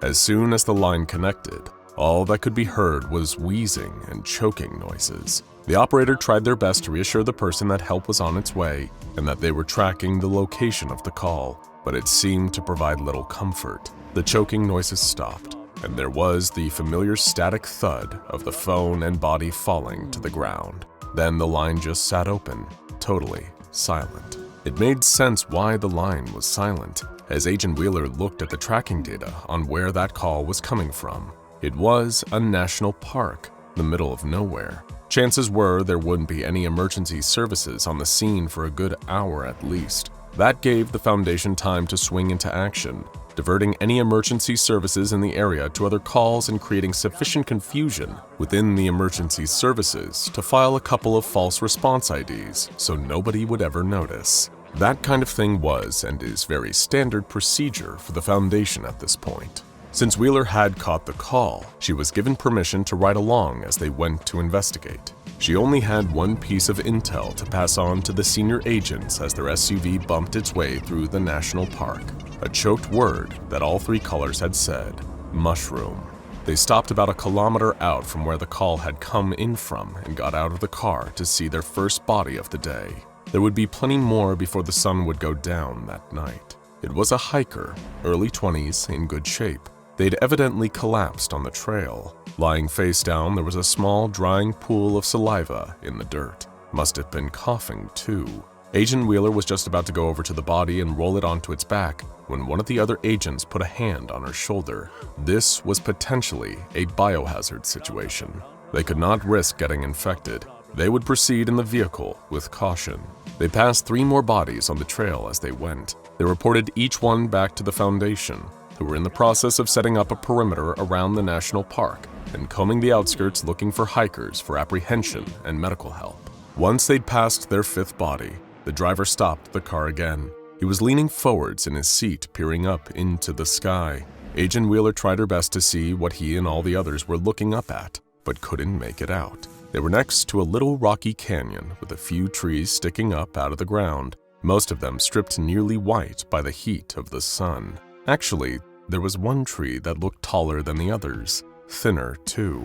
As she leaned forward in the seat and her eyes saw more and more of the tree, she quickly realized it wasn't a tree at all. It was a pair of spindly legs, then a skeletal torso with gangly arms, then an elongated neck, and then a mushroom.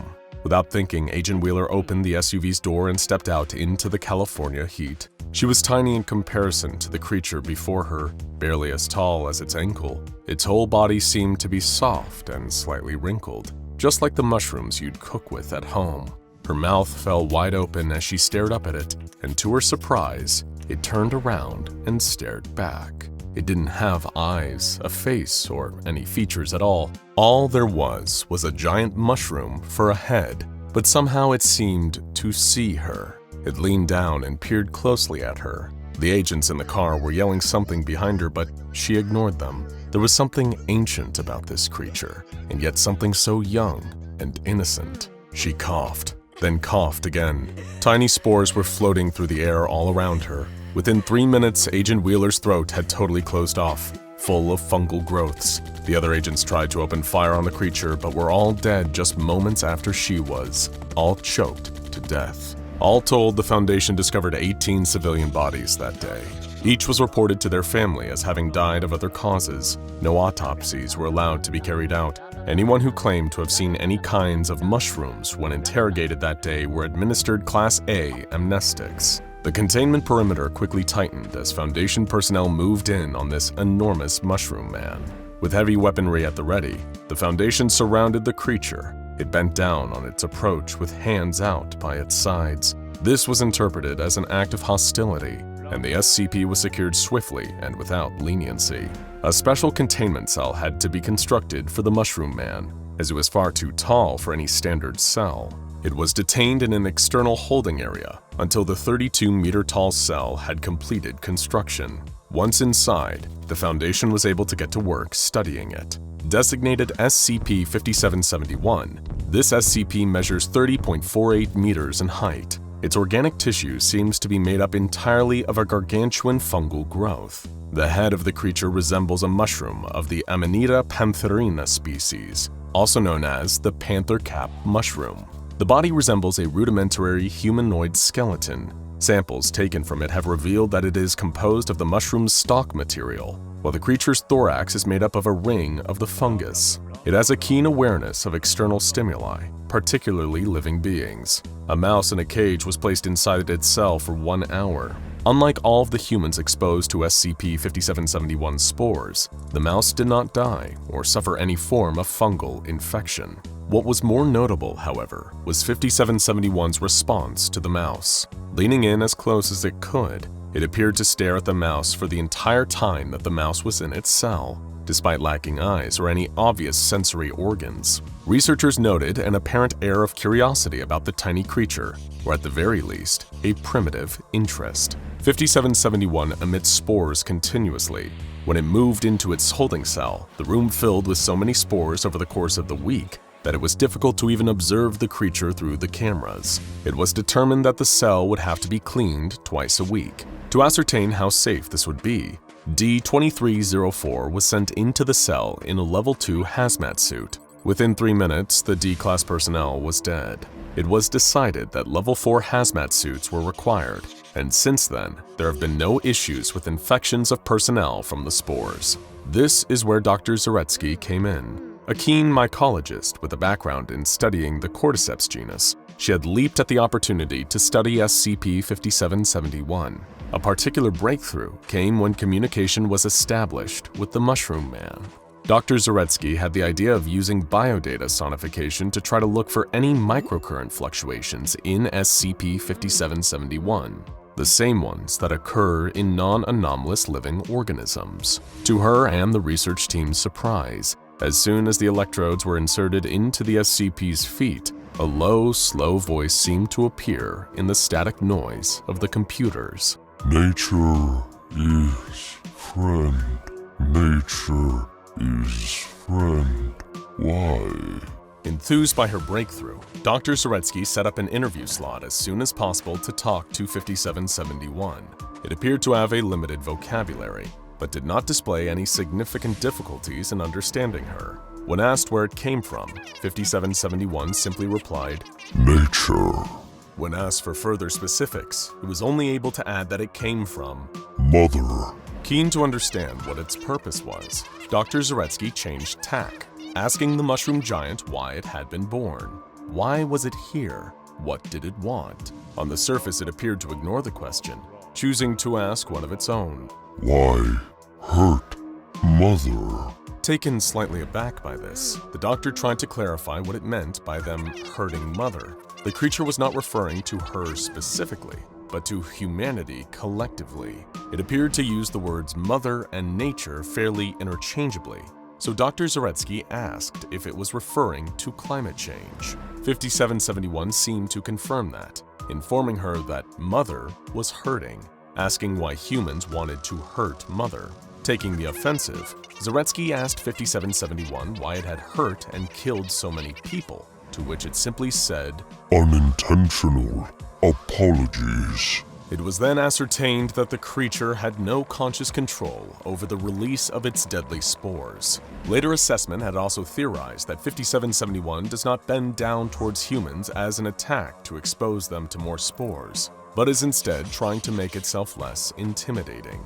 It spent much of the rest of the interview asking Dr. Zaretsky for forgiveness for its actions. The SCP seemed very keen to let her and the other researchers know that it never meant to hurt anybody, and even demonstrated remorse over its actions. In an attempt to reassure the SCP, who seemed to be growing more distressed by the minute, Zaretsky accepted the apology and said that they were friends. While it is difficult to tell if a mushroom is joyful, researchers generally agreed that it was the displayed emotion at hearing those words. And perhaps that was Dr. Zaretsky's big mistake. 5771, so happy to have made a friend, attempted to pick her up.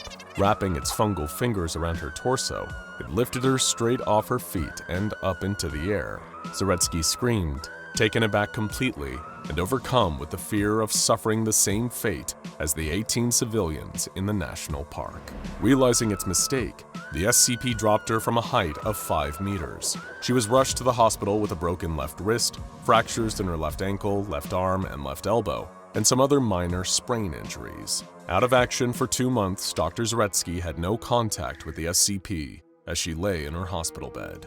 Meanwhile, 5771 grew withdrawn. It would hunker down in the corner of its cell in an attempt to be as unthreatening as possible. Equipped with a proximity alarm, Dr. Danielle Baker took over the interview sessions. Asking sharp, direct questions, Dr. Baker tried to understand why SCP-5771 had attacked her colleague. The Mushroom Man, still crouched in the corner, apologized profusely. It referred to Zaretsky as friend, and repeatedly asked where she was with growing distress. Dr. Baker's interview technique in this session led her to be reprimanded by her supervisor. She pushed the questions hard, interrogating the creature as to why it had hurt the doctor. It was only when her supervisor stepped in that she relented, revealing that Zaretsky was alive and recovering well. As the interview concluded, 5771 had one request for the departing doctor. Protect friend. Fortunately, none of Dr. Zaretsky's injuries were serious. Within a few weeks, she was back in the cell with 5771, conducting another interview session. She barely entered the room and started to talk before the SCP interrupted her with cries of Friend!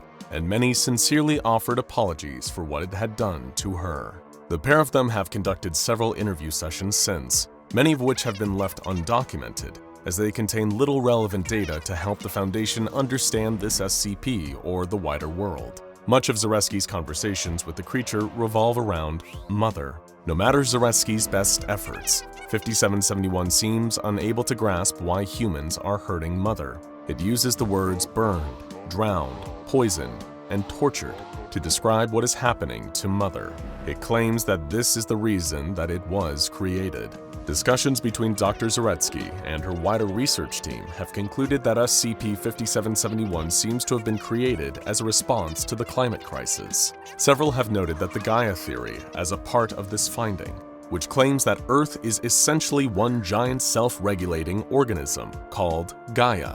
Humans, plants, and animals all play roles equivalent to individual cells. If one group overpopulates and begins to harm Gaia, then the body as a whole takes steps to address the disturbance. SCP-5771 is theorized to be one of those steps being taken by Gaia, Mother Earth, Nature, or whichever title you prefer, in order to address the problem of man-made climate change. With the ability to empathize, communicate, and forgive, 5771 seems to be socially capable of encouraging behavioral changes in humans. Others have pointed out, much to Dr. Zaretsky's disdain, that 5771 is also highly lethal to humans, perhaps as a contingency measure to control population growth. Regardless, the Mushroom Man is to be kept within Foundation containment indefinitely.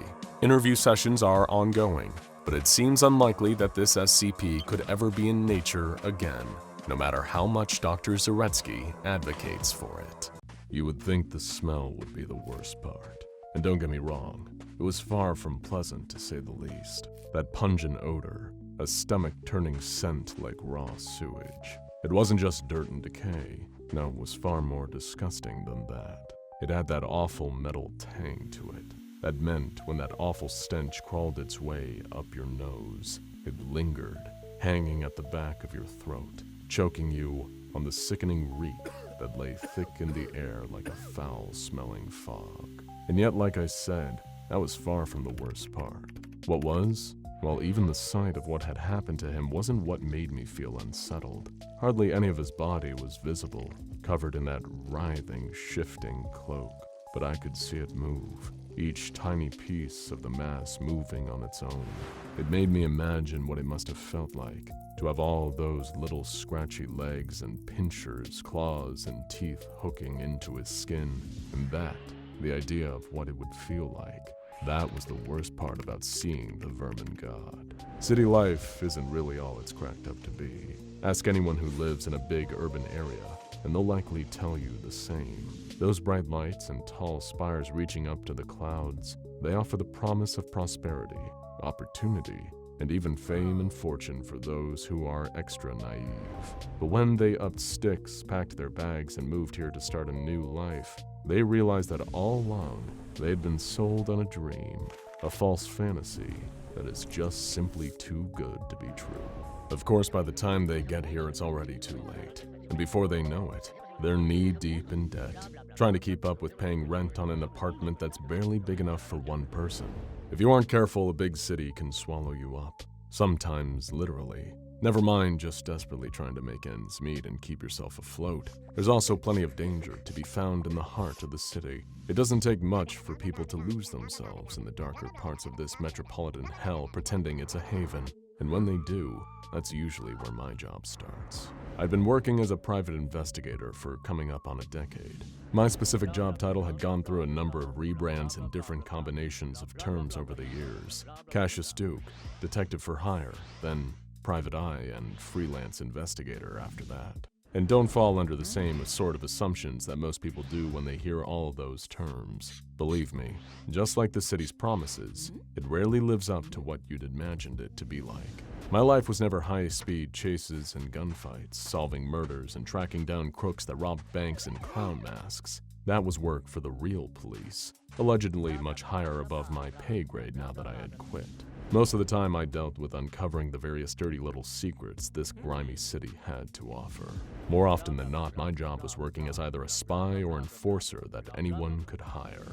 I followed around the rivals of wealthy businessmen, snapping photos of them with my camera to get any dirt I could that my more unethical clients would probably use for blackmail. Or I'd be warning stalkers to keep away from whoever they were causing trouble for, usually with a bit of gentle encouragement in the form of some pretty stern words and a rap on the knuckles of sorts. It was ugly work, but that suited just how ugly the underside of this whole city was. Some of my clients were often desperate people, folks who the ordinary system of law and order had failed. When that happened, when they had been turned away by the cops on the verge of losing any hope they had left, that was usually when they turned to me for help. Now, I don't work for free, of course. You get nothing for nothing. Everything's got its price, so on and so forth. But I wasn't looking to extort people, especially at their lowest moments. So, firm but fair, I charged them a little bit for my time, maybe a finder's fee if I happened to come across some dirt that was really worth some extra cash. It was rare for me to take on a job pro bono, as it were, without expecting any pay for my services. But when this case landed in my lap, I felt obligated to do the job for free. It was another gray day in a gray city. A knock on the door interrupted me from my busy schedule of staring at the paint flaking off my ceiling. After I'd called them through, the person responsible for that knock came stepping cautiously into my office. He told me his name was Martin Jenkins, but that his friends called him Marty. Sorry, I don't really know how all this works, Martin admitted, making no attempt to mask how nervous he was. Well, why don't you take a seat first? I sighed. That's a start.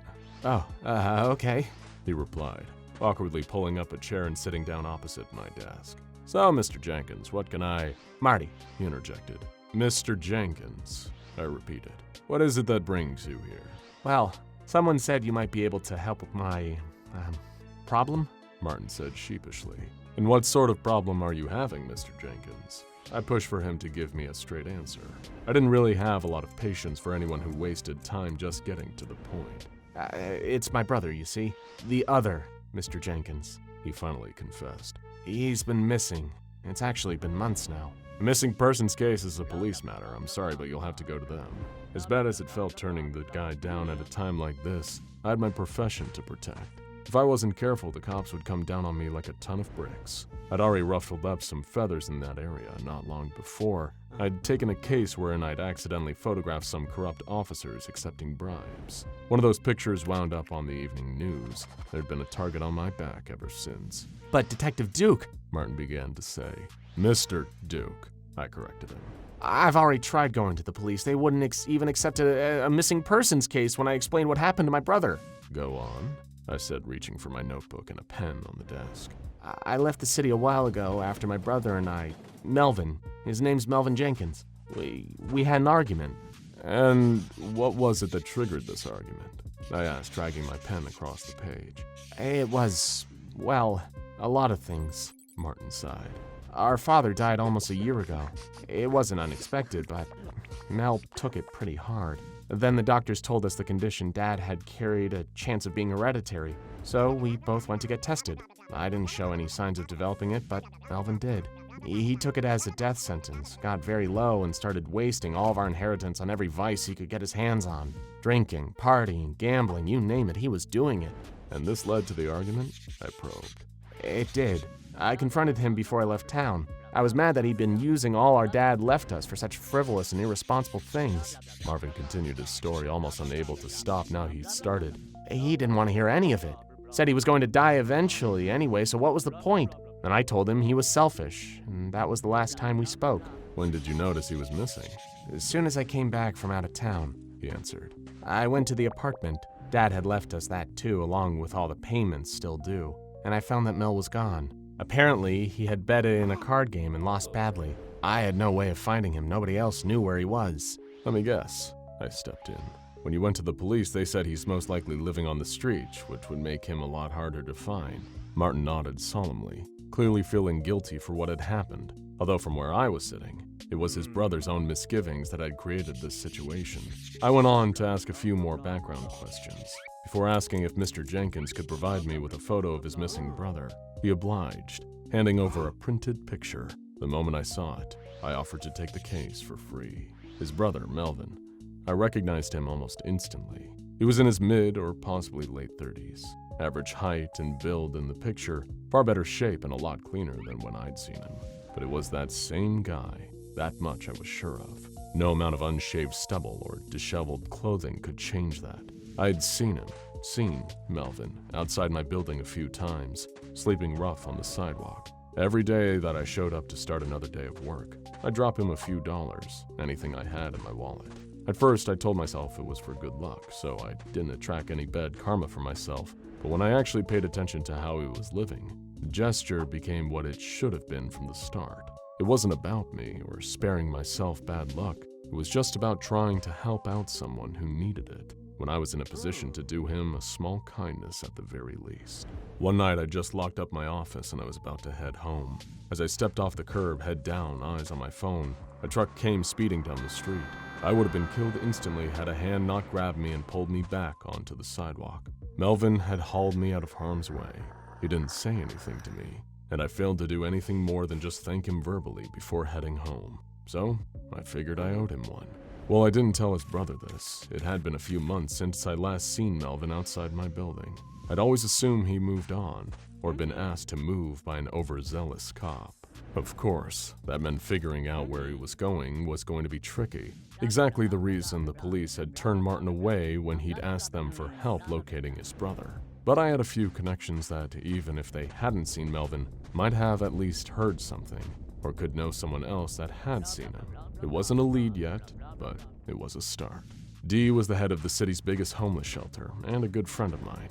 So she became my first port of call. I showed her the photo of Melvin, and asked if he'd come to stay at the shelter recently. Doesn't ring a bell, I'm afraid. She looked somberly at the picture. Sorry, Duke. I wish I could be more help. Not on you, I replied, taking the photo as she handed it back to me. You mind if I ask around, see if anyone here recognizes him? Be my guest, Dee said. I spent about an hour milling around, asking a few down-on-their-luck folks if they recognized the man in the photo. A few of them mentioned they'd seen him around here and there, sleeping rough in a number of different parts of the city, but none of them could give me anything concrete, no definite location I'd be able to search next. That was until one of them spoke up. He was an older guy, bedabbled clothes and unwashed hair with a thick beard, who had been craning his neck to try and sneak a look at the photo when I'd been showing someone else. I seen him, the man, Clarence, said matter-of-factly. You recognize this man? I asked to verify. Said I seen him, he repeated. Looks different now, though. Well, that's to be expected, I replied. I don't mean he's gotten skinnier because he ain't been eating, Clarence said in retort. I mean that he don't even look like he's human no more. But what does that mean? I questioned, looking back at the bearded man in confusion. That man right there stopped being a man. No idea when or how it happened, but last time I saw him, it was already too late. Nowadays, he's the Vermin god. I didn't really have much of an idea of how to respond, unsure if Clarence was pulling my leg and deliberately wasting my time, if there was some truth to this bizarre urban legend. At any rate, it was the only real lead I had so far, albeit a tenuous one at best. So I pressed the old man to tell me where he'd seen Melvin, of this Vermin god, as he kept calling him. There's an abandoned warehouse down on the waterfront, Clarence had explained. I knew the place he meant. It used to be a go-to for people who were sleeping rough. Lots of us used to stay there, but that's when the pests got bad. Pests? What kind of pests? All kinds. Rats, roaches, you name it. Then just we were having to deal with them, the company that owned the building sent cops down to clear us out. Told us it was unsafe and we should move on. It was sitting there, empty for ages, so I decided to chance it. Head down there and see if we could start using the place again. But when I went to look, he was there, waiting in the dark. And he wasn't alone. He ain't ever alone. They're always with him, all around him. I chose to ignore Clarence's attempts at unnerving me, getting him to confirm once again that it was in fact Melvin he had seen. My next call was following up on this wild story, so I hopped on to the next bus across town, huddled together with commuters, holding on to ceiling rails swaying with every turn of the bus like we were meat hanging in the back of a butcher's van. I walked quite a bit from the bus stop towards the docks. Most of the area was restricted, off limits to members of the general public given how hazardous it could be. I wasn't concerned. In my line of work, I usually had to get into places I wasn't supposed to be. Pulling a pair of wire cutters from my jacket pocket, I snipped through the chain-link fence that surrounded the warehouse Clarence had directed me to. The place wasn't guarded. After all, it was empty. Lifting up the wire mesh and slipping underneath through the gap, I grabbed my flashlight and headed in. The warehouse was well and truly deserted, previously used for storage, but now just an empty space that was being left vacant, wasted in its lack of use. All around was silence, occasionally broken by beads of water dripping from the skylight into a puddle on the ground. Suddenly I heard a new noise, a crunch of something being squashed under the sole of my shoe. I lifted my foot and shone my torchlight downwards, looking to see what I just stepped on. It was a cockroach, far bigger and fatter than any one I'd ever seen, smashed to pieces underneath my shoe. I stamped the rest of it off, a little disgusted as how everyone gets when they see a roach, dead or alive. That's when I noticed another sound, a low, dull buzzing. My initial thought was that it was electrical, maybe a generator that was still running. I started searching around for the source of the sound, thinking that if I could flip the switch, It might turn on some lights in here that would make searching for Melvin a little easier. Suddenly, as I turned a corner, the buzzing sound got louder. It wasn't just closer, it was angrier, more intense. What was worse was that I'd walked directly into a cloud of something, or lots of somethings. Tiny flies were whizzing past my ears, the noise of their wings so close it was almost deafening. Meanwhile, even more were zipping around my face, landing on my skin and rubbing their little germ-coated legs together. Waving my arms wildly, I tried my best to disperse the swarm, clearing a few of them away as I tumbled into the next room. My flashlight clattered to the floor as I crawled over to pick it back up, blindly swatting more of the insects away in the dark. That's when I saw him, the Vermin God. With no light in the room, only the beam from my flashlight, I hadn't noticed it at first. The second the light fell over the writhing mass, it shifted. As a matter of fact, it didn't stop moving, not once. It was a seething assortment of vermin, mostly black rats, their fur wet with what I could only assume was water straight from the sewer. But there was more.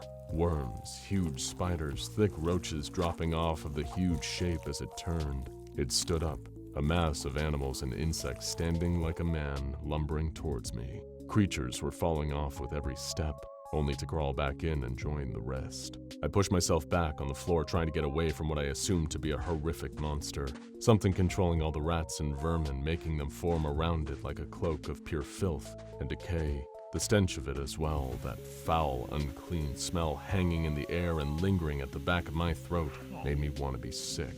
It was so repugnant that it kept me crawling back until my back was pressed up against the wall, trapping me between it and the Vermin God.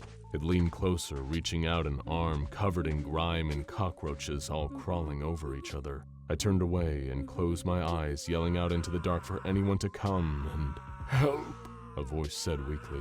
I looked up at it, panting and shaking in fear. With trembling fingers, I lifted my flashlight higher, right up to the head of the Vermin God. Beneath the mass of rats crawling over it, and the bugs wriggling about below them, a pair of eyes glinted in my flashlight's beam. Human eyes. They were eyes I'd seen before, the same hopelessness behind them as when he used to ask for change outside my building. It was Melvin. That's when I started to see beneath the vermin coating his body, catching brief glimpses of his arms and chest, just as one rat moved, but before another slipped in and took its place. His skin was pockmarked with bites and scratches, some fresh and still bleeding, others that had started to dry. Beneath the shroud of crawling insects and rodents, his face had gotten gaunt, coated in a thick layer of dirt. He wasn't controlling these things. If anything, the vermin seemed to be using him as some kind of host. Just as I edged a little closer to him, considering the idea of reaching into the mass and pulling Melvin free, one of the rats bit me. I dropped my torch at the pain of the tiny needly teeth piercing my skin and started to feel more of them crawling up my ankles. I turned heel and ran all the way out of the warehouse. By the time I was far enough away, the rats that had leapt onto me had crawled back off, heading back inside, into their vermin god. Throwing indestructible lizards into vats of acid, hunting strange chicken men through forests in Ireland, arguing in Latin with a man wearing a haunted Roman centurion's helmet. When you join the SCP Foundation, you might be expecting high-octane drama all the time. Especially with the name Street Sweepers, you'd expect this mobile task force to be neck-deep in some real action-packed street racing. Maybe you wouldn't think that they'd be tasked with driving all day, every day, in 4-hour shifts, tailing a semi-truck all over Birmingham, Alabama. But as Agent Moore and his colleague pulled into the lay-by behind the truck, neither of them were ready for what they were about to witness. SCP-2590 was first discovered by the Foundation at a routine traffic stop. Investigating a totally different anomaly in the Birmingham area, Agents Peters and Smith had been posing as local police officers. The Foundation had been trying to track down an artifact that was supposedly being smuggled across the US in the back of a nondescript station wagon. Peters and Smith had been allocated a pair of beat-up old police cruisers, which they'd parked across the dirt road, fully blocking any traffic from coming through. It was several hours into their shift when the incident occurred, just at the point they were starting to lose focus. Taking a look through the suitcases and memorabilia from a family's trip to Disney World, Peters had taken way too long to hear the noise of the engine swelling behind him. He spun around to see the hulking shape of the semi-truck barreling straight towards him, Agent Smith, and a family of 5. With only 2 seconds to react, he yelled out at the top of his lungs and dived out of the way, leaving the trunk of the car wide open with 5 screams emerging from inside. Smith, who had been sitting in one of the cruisers, only just managed to get out before the semi made contact. Eyes closed, Agent Peters waited for the inevitable sound of screaming rubber, the bang of metal on metal, and the shower of glass on asphalt, but it never came. When he opened his eyes, the station wagon was still parked up in front of them, the 2 police cruisers still blocking the road, and all of the Disney merch still piled high in the trunk. The semi was driving off along the road on the other side of their blockade with not a scratch on it. Without a moment's hesitation, Agent Smith, who had kept his eyes open and witnessed the whole thing, leapt into action. He ordered his partner, still lying confused in the dirt, to administer Class A amnestics to the family and call in for backup. Agent Smith himself jammed his keys into the ignition, twisting them so hard he almost bent the metal, and took off after the vehicle. What Agent Smith and Peters had just witnessed was the very first Foundation exposure to SCP-2590, fondly nicknamed Trailer Trash. As Smith pulled up alongside the vehicle and studied it for the first time, he made a note of its initial appearance over the radio, an appearance which remains unchanged years later. The badges on the vehicle claim that it is an International ProStar day cab semi-trailer truck, complete with an unmarked trailer. As the agent flicked on his lights and indicated that the vehicle should pull over, he noted that it didn't have any license plates on it, either front or rear. He leaned forward in his seat, trying to peer into the cab to make out the driver, but in the Alabama sun, the man just looked like a shadowy figure. They drove side by side along the road for almost a mile. The truck made no signs of pulling over despite Agent Smith's continued insistence and repeated flashes of the cop lights, but it also didn't attempt to pull away either. It just continued to drive a few miles per hour below the speed limit. The driver didn't seem to look across at him once. Having discussed it with Foundation staff, they decided it was best not to draw attention to the situation. They had no idea whether this SCP was hostile or posed any threat to civilian life, but having blue and red lights flashing at it appeared to be doing little to change the situation. Instead, he switched off the sirens and pulled in behind the truck, tailing it around Birmingham as the Foundation readied further agents to respond to the situation. For almost an hour, nothing of note happened. Agent Smith drove behind the trailer, watching it like a hawk. He observed that it obeyed every traffic law to a T. It never broke the speed limit, never cut anyone off, and left room for other vehicles to merge. If it hadn't seen it drive straight through a roadblock as if it wasn't there, he would have never suspected a thing. But then the truck turned its turn signal on. They had just come off the highway and merged onto a quiet side street, just as the sun was starting to hang low in the sky. The truck crept across the side of the road, squeezing its brakes gently, and stopped. Agent Smith matched the action the whole way, pulling up about 20 feet behind the trailer. In constant radio communication, he kicked open his door and stepped out into the evening air. Foundation personnel advised that he keep his hand on his gun at all times and approach with caution.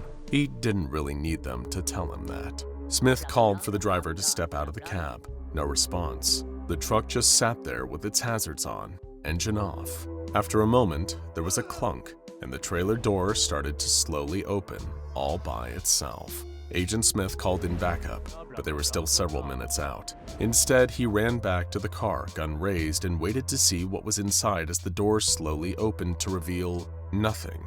No, not quite nothing. There was something small on the floor of the trailer, right in the center as if it hadn't been moved around at all by the vehicle's motion. It was red, a kind of elongated cuboid. He reported it all to the Foundation over his radio, then paused when he recognized what it was. A Kit Kat candy bar, or to be more specific, a Kit Kat Chunky. What happened after this point was hazy. Agent Smith was found on the roadside just 20 minutes later, confused about what had happened. The truck was nowhere in sight. However, a security camera from a convenience store just up the street happened to capture the interaction. In the footage, you see Agent Smith approaching the trailer with his gun raised, looking at the Kit Kat. He tries to enter the trailer, but is unable to, so he approaches the driver's side door. While talking to the shadowy figure in the cab, he drops his gun and stands motionless. A a confused and sleepy expression on his face until the trailer door closes and the SCP drives away. Contact was reestablished with SCP-2590 soon after and has been maintained almost uninterrupted ever since. The findings made on that initial encounter seem to hold true across further examination. Personnel have reached out to Navistar International, the company that supposedly manufactures this model of semi-truck, but there appears to be no records of its creation or shipment to the US. In fact, no documentation at all can be attributed to the truck or any components on it. The driver in the front cab is a humanoid figure who is perpetually shrouded in shadow, designated SCP-2590-1. Attempts to reveal the driver's figures have proved ineffective, as even powerful spotlights do not shed enough light into the cab to render the driver visible. Quite what this driver's role is in the operation of SCP-2590 is unknown. SCP-2590-1 appears to have some proximity-based amnestic qualities, as anyone approaching it on foot has reported memory loss and confusion soon after, just like Agent Smith. As also discovered by the two agents and their roadblock, containment of this SCP is simply not possible. While the majority of the time the SCP is corporeal, it possesses the ability to pass through solid objects at will. All attempted roadblocks have resulted in the same thing happening. The SCP will just phase right through on them as if nothing was there. Since it cannot be contained in the usual way, a different operation has been set up to monitor the truck's activities, which so far have proven to be apparently harmless to the civilian population. Mobile Task Force Gamma-133, also known as the Street Sweepers, has been established to follow this SCP around Birmingham at all times. They operate in 4-hour shifts, with 2 agents in unmarked vehicles sticking close behind the trailer at all times. The Foundation was able to fit a tracking device onto it as well, providing researchers with continuous location data for where they can find the vehicle. At seemingly random times, supposedly determined by the SCP itself, it pulls over somewhere quiet and opens the door to its trailer. The door will remain open for 60 seconds and then close again. Any attempts to enter the trailer have been blocked by some kind of invisible barrier, seemingly impenetrable to most approaches. More violent and destructive methods of entry cannot be authorized for testing, due to the heavy civilian population in the surrounding area. Every time the doors open, there is something different in the trailer. Researchers are trying to ascertain some kind of pattern or messaging behind most of the objects, but many seem to be random. The current list of things that have appeared in the back of SCP-2590 include an iPhone 3G, a red apple, and a lit light bulb without any visible form of power supply. Most notable about the objects in the trailer is that often they appear to be human beings, as happened on the night that Agent Moore was on duty in the Street Sweepers. The agents pulled in behind the truck as per usual when it slowed to a stop beside the highway. Agent Moore got out of the vehicle second, unenthused about the monotony of the task he had been assigned. Expecting to see a cardboard box or a chapstick when the trailer door opened, he was left shocked when he came face to face with himself. Few people can say they have seen themselves in real life. Most of them have been administered with various amnestics to make them forget, but Agent Moore went on to report how bizarre of an experience it was. He claimed that it was utterly unlike looking in a mirror where your reflection is flipped and follows your every move. Seeing yourself standing in 3 dimensions, moving independently and evidently in a great deal of distress, is an experience that few would envy. Anytime a human being materializes in the trailer, they appear to be in a great deal of distress as they attempt to escape through the invisible barrier. Agent Moore and his partner Agent Hall could do nothing but stand and watch in confusion as the copy of him attempted to free himself before. After the usual 60 seconds, the trailer door closed and the vehicle pulled away again. Several instances have occurred of duplicate humans appearing in the trailer, but each time the original person seems to have had no knowledge of this taking place, and nothing out of the ordinary happens to them. However, there appears to be some small pattern demonstrating the SCP as an awareness of the Foundation, as it has also duplicated Agent Inglis's sister, who has no connection to this SCP at all. Incident 16 was the most distressing of all, as a large slab of metal appeared in the back of the trailer, with the SCP Foundation logo painted across it. Agent Inglis and Schultz were on duty at this time, and observed copious amounts of blood flowing out of the metal slab. Before long, the blood filled the back of the trailer, pushing up against the invisible barrier. All of a sudden, 52 seconds into the encounter, the barrier vanished, and a cascade of blood with the slab inside were launched out at the two agents at a speed of over 190 kilometers an hour, killing them both instantly. Since this incident, SCP-2590 has been treated with greater caution. The most mysterious thing to have come from researching this truck came on December 4th, 2011, when, for the first time, the truck's tracking beacon stopped working. It had been seen pulling into an abandoned warehouse, and so a team of street sweepers was immediately dispatched to investigate. When they arrived, they found the vehicle moving through the warehouse at a slow crawl. Choosing to pursue on foot and leave a pair of agents at the entrance, they followed the SCP through the facility until it came to what agents described as a service tunnel or sewer of some sort. Putting headlamps on, they followed the truck down into the tunnel, maintaining radio contact throughout. As they reported the direction they were traveling and the distance, it quickly became apparent to Foundation personnel that this was no ordinary tunnel. The warehouse was positioned overlooking a cliff, and so the geography was not physically possible. As the street sweepers descended further into the tunnel, they noted there was increased levels of carbon monoxide. Radio contact started to dip in and out, losing signal as they went further downhill. Just at the edge of their signal with the Foundation, the truck stopped and opened its trailer door. Inside was just a single piece of parchment with the words, "I'm just delivering a message," written on it. After the usual 60 seconds, the trailer door closed, and the truck continued. After they had passed the kilometer mark, the radio signal worsened quickly, and after a couple of scrambled messages, the team down there were not heard from again. The channel stayed open for another 6 hours before the Foundation made the decision to announce the agents missing in action. In March 2015, over 3 years later, a radio signal came into contact with the Foundation again from Birmingham, Alabama. It was from the headset of the squad leader who had gone into the tunnel. Initially confused as to who had gained access to the comms channel, the Foundation demanded that the agent state his full name and rank. The agent, himself confused, obliged, questioning why they were so suspicious. He and his team claimed to have only lost contact for about 15 minutes. They had followed the SCP a little further until carbon monoxide levels had risen too high to continue, at which point they had watched the truck disappearing into the distance as they walked back to the surface. All agents have undergone extensive psychological rehabilitation to settle them back into society, as well as classes to fill them in on things like the London Olympics, the Ice Bucket Challenge, and Gangnam Style.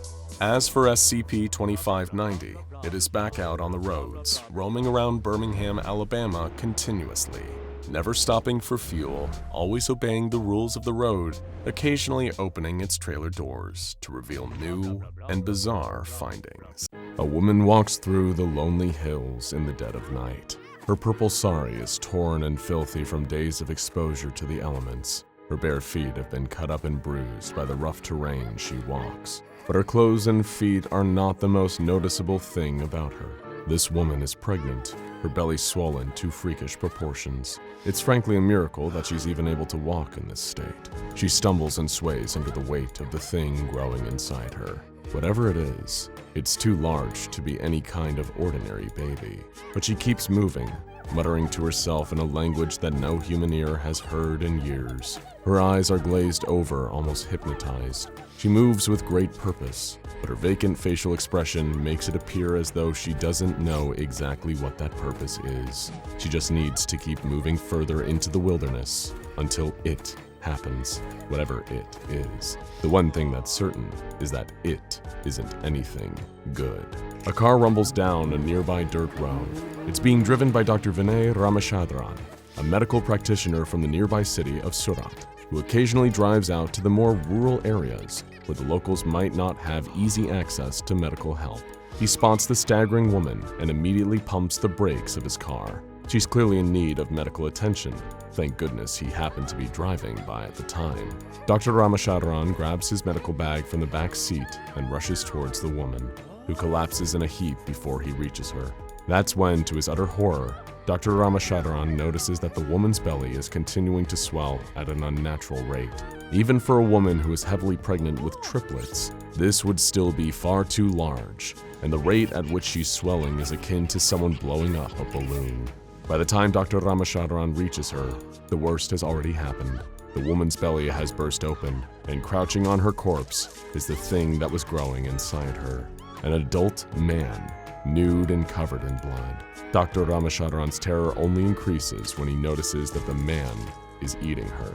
Elsewhere, a riot is unfolding in the streets. A megaphone-wielding instigator barks orders for violence and chaos as the rioters spread, setting fires, smashing windows, and attacking any unfortunate civilians caught in their way. It's one of the worst riots that the area has ever seen. Even the veteran riot cops are frightened by the ferocity of it. The cops descend and clash with the crowd of ever-advancing rioters. They're beaten back with crowbars, baseball bats, knives, and metal pipes. And behind them all, the instigator continues spitting his venomous words, working the crowd into an unmatchable frenzy. They'll need heavy reinforcements if they want to get this riot under control. That's when one of the riot cops on the front line, Sergeant Abhishek, notices something strange. So many of the rioters seem to have the exact same face, the face of the instigator. Another place, another time, 4 men are digging up a grave in a desolate old graveyard. They work tirelessly, all moving in perfect synchronicity. They're only interrupted when a group of heavily armed men crash the party and start firing on them. But these grave robbers are prepared. All of them draw revolvers like a gang in an old western and begin returning fire, causing the men in tactical gear to seek cover behind the nearby tombstones. While one of the grave robbers continues to fire, the other 3 scatter during the confusion. When his gun runs dry with that telltale click, the men in tactical gear immediately rise up and pincushion him with shot after shot of their assault rifles. He does the bullet dance like Tony Montana and collapses to the ground. But when the gunmen approach to confirm the kill, there's a horrifying twist of fate. Swarms of horrible red flies start pouring out of every bullet wound, swarming the attackers, who retreat, swatting away these horrible little insects. But there's so many of them, there's no way to stop at least some of them from crawling into their mouths. Here's an interesting fact. All of these nightmarish incidents are connected. In the year 1969, a mysterious man was arrested in Himatnagar, an area in the Indian state of Gujarat. This man had been accused of inciting civil unrest, terrorizing and distressing the local people.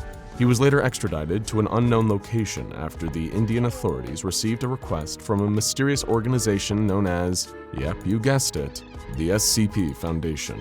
Who could this man have possibly been to attract such attention?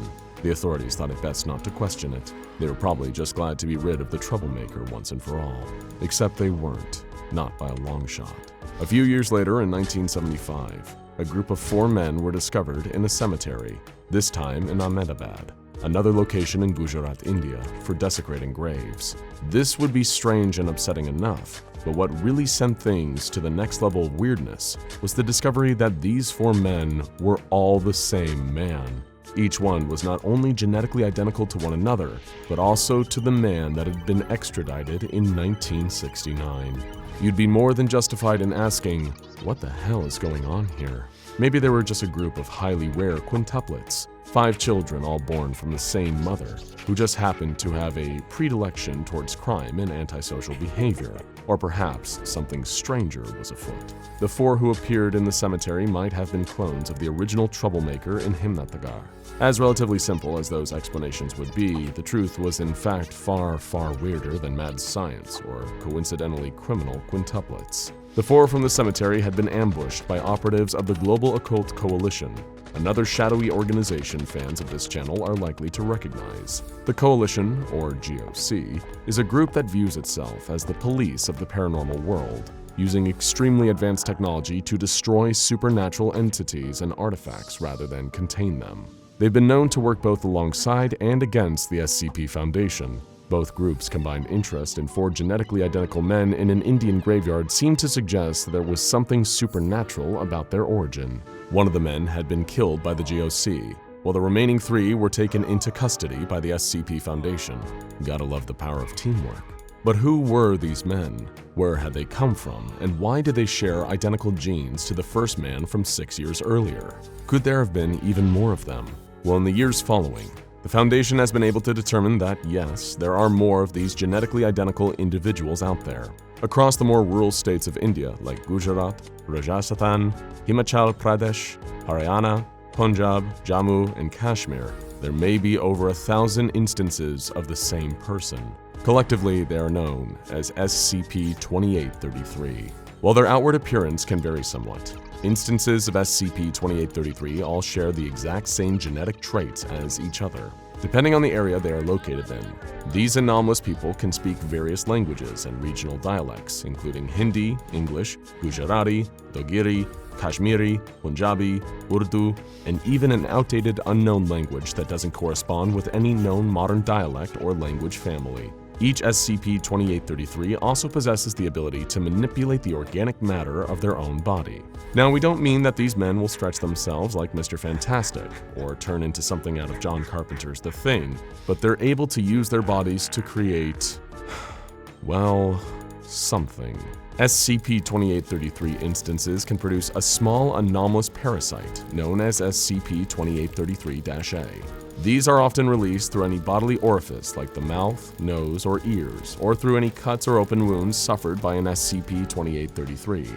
In other words, if you shot and killed an SCP-2833, perhaps in a cemetery under the orders of the Global Occult Coalition, then these parasites would still be able to escape through the victim's bullet wounds. The only way to stop this from happening is to incinerate the body of a deceased SCP-2833, burning them until there is nothing left. So what exactly are these parasites? Well, they're tiny invertebrates, meaning they're a small, cold-blooded organism with no spine that can live on land or in water. They closely resemble dipterians, which are any order of insects that contain what we know as flies. Red in color and 20 millimeters in length, SCP-2833-As are composed of a combination of muscle tissue, keratin, the protein that your hair, skin, and fingernails are made from, and traces of ash, strangely enough. They are also capable of flying with their 2 wings, and will use these to attempt to enter the body of a suitable host. While this can be any vertebrate creature, it seems they have a preference for humans. Once inside the host's body, an SCP-2833-A parasite will attach itself to their nervous system. This then allows the SCP-2833 instance that the parasite originated from to control the body of the host, taking over their bodily and motor functions, nervous system, and all of their sensory organs. From here, an SCP-2833 will then either subject the target to vivid, inescapable hallucinations or manipulate the functions of their body. The parasites also contain a miniature instance of another SCP-2833, only about 2 millimeters long. While these mini SCP-2833s are usually chemically inactive, lying dormant and unable to move, this changes if the parasite's host is a human female. In these cases, the SCP-2833-A creature will implant the miniature SCP-2833 within the uterus of their female host. After this, the new SCP-2833 will begin to rapidly grow, consuming any and all organic matter that surrounds it. Once again, the SCP-2833 that the parasite originated from is still able to manipulate the female host's body, and will use this control to make her leave her home and travel away from any urban environment. After a year, this new instance of SCP-2833 will be born in a truly horrific fashion. Every time this happens, the female host is unable to survive the process, dying as a result of being used as an incubator for the parasites. The newly formed SCP-2833 will retain all memories of the previous instance that released the parasite. They are even able to speak fluently from the moment they are born, but that isn't the most horrific part. What happens next is that the newborn SCP-2833 will then devour the body of the female host that carried it. Sometimes the host can die before an SCP-2833 is born, with the parasite keeping their body embalmed until the new instance emerges. But regardless, the mother of an SCP-2833 will always die during birth. The SCP Foundation has conducted a number of interviews with the instances of SCP-2833 that they have captured and detained. The first, SCP-2833-1, the man causing civil unrest in Himnatargar, 1969, referred to himself as we, implying that all of the SCP-2833 instances share the same consciousness, acting as a hive mind of sorts. One of the men from the cemetery, SCP-2833-4, elaborated further on the nature of these anomalous beings when asked how many of the instances existed. We are in your cages. We are distant from the hordes of the ignorant. We are grown like crops and livestock. We are growing in numbers and faith, and we will grow until the ascension of Samadhi. Samadhi is beyond sight. The buried will rise. To be consumed is the doorway to rebirth. This is our cycle. Waiting for Samadhi with patience, we shall dance the Tandava and consume the world for its rebirth. Samadhi is a word meaning a crypt, usually the final resting place of a saint or someone of religious significance. Additionally, the Tandava is an ancient dance that, according to legends, was performed by the Hindu god Shiva, who is believed to be the source of all things, the cycle of creation, preservation, and destruction. So these anomalous beings and their parasites appeared to be awaiting the discovery of an ancient burial site, where someone or something was prophesied to rise, consume the world, and then recreate it. Thinking this Samadhi might pose a threat, the Foundation probed a later instance of SCP-2833 for further information on its significance. If you intend to seek Samadhi, your quest is in vain, for we are the inheritor to Samadhi. Only we. SCP-2833-42 protested when asked about the Samadhi by a Foundation researcher, one Dr. Sanjay Sheel. Samadhi does not threaten. It is we who were threatened, exiled when the Colossi overran Samadhi. We are the remnants, and we are never defeated. The instance went on. We are of glorious lineage, the chosen stock of Karsis Vaski. Only the strongest and most zealous may serve his purpose. To that end, we consume ourselves to persist and await for Samadhi. When asked who exactly Karsis Vaski was, SCP-2833-42 answered, We are Karsis Vaski. That word, Karsis, has long been associated with the religious cult of Sarkicism, another group of interests you're likely to be familiar with if you're a fan of what we do here. This group worships flesh and disease and is seen as an apocalyptic threat by the SCP Foundation. The Sarkis religion was founded thousands of years ago by an ancient elder being known as the Sorcerer King of Aditum, also called Grand Karsis Ion. The goal of Sarkicism is to bring about a new age of flesh, elevating humanity to the form of gods and potentially terraforming the entire Earth using SCP-610, the flesh that hates. So who or what was Karsis Vaski? What role did it have in the religion of Sarkicism, and how does it link to SCP-2833? The Foundation has collected a number of documents once belonging to a man named Sir William Henry Sleeman. Sleeman was an administrator who worked in India on behalf of the British East India Company before his death in 1856, and it is in his documents that some of the answers can be found. According to Sir William, the poor of India told him about a group of mystics who were both revered and feared among the country's peasantry. This group called themselves the Vatula and seemed to hold what Sleeman described as an unusual fetish towards death and decay. Sounds an awful lot like the Sarkists, doesn't it? Sir William heard rumors that these Vatula worshipped Shiva, but were never seen at temples, choosing instead to worship the Hindu god in seclusion. Additionally, though, each member of the Vatula, when asked, identified themselves by the title of Karsis Vaski.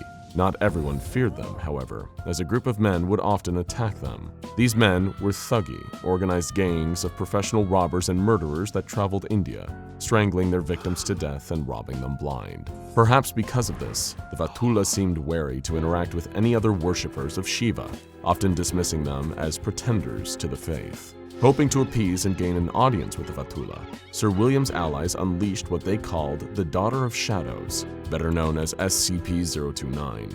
This divided the Thuggee in the hopes that the Vatula would then accept Sleeman as an ally. Eventually, he achieved an audience with them and was unable to determine whether the group was genuinely devoted to their religious beliefs or was just a group of madmen. What Sir William didn't realize was that under the vestige of Karsis Vaski, this group was subtly spreading the influence of Sarkicism over India. As for SCP-2833, perhaps they are the descendants of the Vatula group, their lineage continuing through the passing of those little parasites. It's highly likely that these Vatula were all early instances of SCP-2833, which would explain why those captured by the SCP Foundation claim that they are all Karsis Vaski. A few years back in 2014, one of the Foundation's mobile task forces uncovered a body that was a genetic match to the other instances of SCP-2833. However, this one wasn't found in India, but in Krasnoyarsk, Russia. It had strange growths on its muscle tissue and bones, carrying multiple SCP-2833-A parasites inside its internal organs. The body had even been modified to contain an artificial uterus, which carried an infant SCP-2833 instance. It seemed that not only have SCP-2833 found a new way to evolve, carrying themselves in a modified body, but they're also beginning to spread further than ever before. You gotta hand it to the Sarkists. They're certainly adaptable.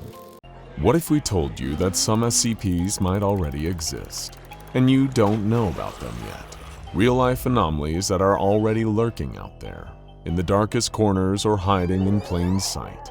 And we're not talking about the fictional universe of the SCP Foundation Wiki. We're talking about the world you're watching this YouTube video in. Buckle up. The truth starts now. Let's start with the anomalies themselves. After all, they seem like the most far-fetched part of it all, right? Monsters, demons, hauntings, cursed items, unexplained phenomena. Could art have possibly imitated life on that? But there's not just one example here. There are many. SCP-055, the anti-meme, an anomalous something that's impossible to remember. Seems unlikely. But has the Mandela effect not taught us a thing or two about the fallibility of memory? Who's to say that in a world where we can't even agree on the name of an old children's book, there aren't things out there that could poke larger holes into the fabrics of our memory? While SCP-610, the Sarkic nightmare known as the Flesh That Hates, thankfully doesn't exist in specific, it seems to draw from a number of real-life body horror diseases that seem almost Sarkic in nature. Necrotizing fasciitis, the flesh-eating disease which gives you over to rot. Epidermodysplasia verociformis, a skin condition also known as tree man syndrome, because it can cause disfiguring growths that make you look like a living tree. And of course, fibrodysplasia ossificanesis progressiva, a disease that turns damaged muscle into bone, effectively turning you into a living statue. Those are all very much real. SCP-668, an anomalous blade that induces the bystander effect that makes its user impossible to catch, has its basis in the real-life disturbing murder of Kitty Genovese, brutally killed within earshot of her neighbors, who all did nothing. SCP-1000 is, of course, based on countless supposed eyewitness sightings of the real-life cryptid known as Bigfoot. And similarly, SCP-2516, the Man from Taured, is based on what appears to be a real documented case of a man being arrested in an airport when his passport seemed to originate from an unknown country of Taured. SCP-1337, the Hitchhiker, is another case that seems far more real than its entry implies. The violent, vengeful ghost of Mary Talish is based on the worldwide phenomenon of Resurrection Mary, a common type of persistent female spirit that has been reported thousands of times over the last few centuries. But what about other real-life anomalous events that don't even have corresponding SCPs to cover them up? Those are even more plentiful, so much so that we literally couldn't list all of them here. But we can take you through some of the most insane ones that the Foundation would absolutely be investigating and containing in real life. Well, assuming they're not real and already doing it, that is. The Black-Eyed Children, a mysterious phenomenon reported since the early 1990s, when children with jet black eyes will try to gain entrance to people's homes. If ever they're let in, horrible illness or misfortune will befall the person who did so. There have been hundreds of cases, and no one has been able to find a conclusive explanation. The Mothman, a strange winged entity that appears in the town of Point Pleasant in 1966, where his presence seemed to foretell the deadly collapse of the Silver Bridge, though whether he predicted the accident or outright caused it is still unknown. Havana Syndrome, a bizarre affliction experienced by diplomats in Cuba. They have experienced what seems like an attack of some unknown sonic weapon that leaves them anxious, unwell wrecks with painful migraines and ear damage. The Dyatlov Pass incident, a terrifying case where a group of Soviet hikers were all found dead in the mountains under bizarre circumstances. They had injuries that seemed impossible to explain without some kind of anomalous event. There have been dozens of cases of spontaneous human combustion, people bursting into flames and burning out into nothing for reasons that just don't seem to add up. And people have been affected by this terrifying phenomenon all over the world.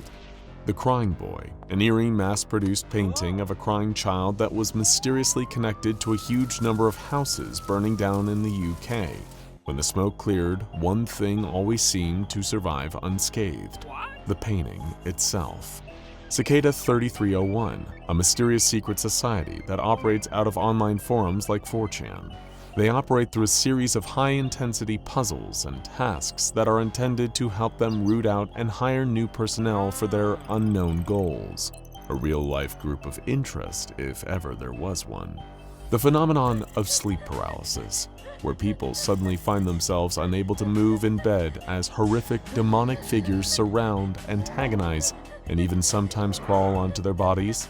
Not to mention the countless other reports of shadow figures like the infamous Hat Man, appearing in the corners of thousands of people's eyes. Don't these all sound like cases that the Foundation would be on immediately? But those are just some of the potential anomalies. What about the SCP Foundation itself? Would it be theoretically possible for an organization with the knowledge and technology to study and contain the anomalies to really exist?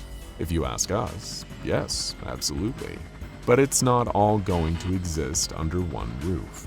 When it comes to espionage, subterfuge, and handling the bizarre with stealth, few real-world parallels fit the SCP Foundation better than the United States' own web of shadowy three-letter agencies. Starting, of course, with the CIA. Whether it's spying, assassinations, toppling entire governments, or conducting deranged secret projects, they're an extremely versatile and stratified organization. They work with a great degree of autonomy underneath the government. But you're not here for a dry lecture on the organizational structure of the CIA. You're here to find out the bizarre and anomalous activities these guys are getting up to. Sure, there's the mass wiretapping, similar to an analog version of the Foundation web crawlers. And then there's the mysterious secret black sites, kept off the record and featuring just as many human rights abuses against dubiously obtained prisoners as you'll find in the average Foundation containment site. But none of that really holds a candle to the strangeness of MK Ultra. This project, heavily influenced by the works of Nazi and Imperial Japanese scientists drafted into US employ by Operation Paperclip, it had the intention of using chemical assistance and mind control techniques to turn unwitting people into sleeper agents who could be activated for the purposes of the CIA at any time. It's something so diabolical that only the Foundation at its most desperate would attempt in order to head off an anomalous threat. The CIA also spent $20 million turning a cat, codenamed Acoustic Kitty, into a walking, breathing audio recording device, which was essentially creating a whole new anomaly in real time. Their attempts to assassinate Cuban leader Fidel Castro is also something that the Red Right Hand Mobile Task Force would be proud of. Well, aside from the fact that none of them worked. From hiding bombs inside cigars and seashells, to convincing people in his inner circle to make attempts on his life. But the CIA isn't the only powerful government organization that has goals and methodologies in line with the SCP Foundation. The CDC, or the Centers for Disease Control and Prevention, the United States' premier organization for securing and containing infectious and often dangerous pathogens. They, along with the World Health Organization, are the only real-world group that can equal the Foundation's ability to detect, track, and counteract emerging threats. And their ability to do so is what keeps the real-life equivalents of the flesh that hates under wraps.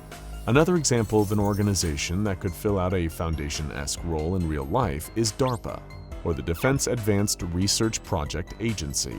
This is the United States military's scientific research and development branch, pioneering technology that would give the strangeness of Scranton reality anchors and Telekill alloy a run for their money. Like DARPA's Engineering Living Materials Project, which strive to create construction materials for buildings that would self-repair after being damaged during combat or a natural disaster, or say an SCP-682 Rampage, or the Hybrid Insect Micro-Electro-Mechanical Systems Project. This project created insect cyborgs from real bugs that could be remotely controlled and powered by radioactive isotopes. Yes, really. Perfect for having a literal fly spying on the wall at a Chaos Insurgency meeting. Or even their super strong exoskeleton project, giving soldiers a lightweight mechanical frame around their body that increases their endurance and strength by an order of magnitude. That's the exact kind of tech you'd imagine from being outfitted to a mobile task force heading off for a dangerous mission. And much like the SCP Foundation, DARPA is able to take these deranged technological moonshots by having near limitless funding. They also have exemption from a lot of the rules and regs applied to more conventional companies. But the SCP Foundation doesn't just limit its activities here on terra firma. They've got entities like SCP-179, the Celestial Protector Saussure, and SCP-2399, the malfunctioning destroyer out in the solar system and beyond to worry about. But in real life, we've got powerful and well-funded organizations like the SETI Institute to fill the gap. Its name stands for Search for Extraterrestrial Intelligence. SETI has been using top-of-the-line technology to scan outer space for alien life since 1984.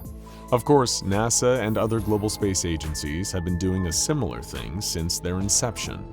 But the SETI Institute has the much narrower focus of searching the stars for beings intelligent enough to talk back.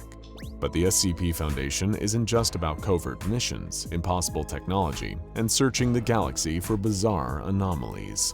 Many of the entities that the Foundation deals with here on Earth are downright demonic, like SCP-5049, Demon Dan's Discount Homunculus Depot, or SCP-4661, Sin City.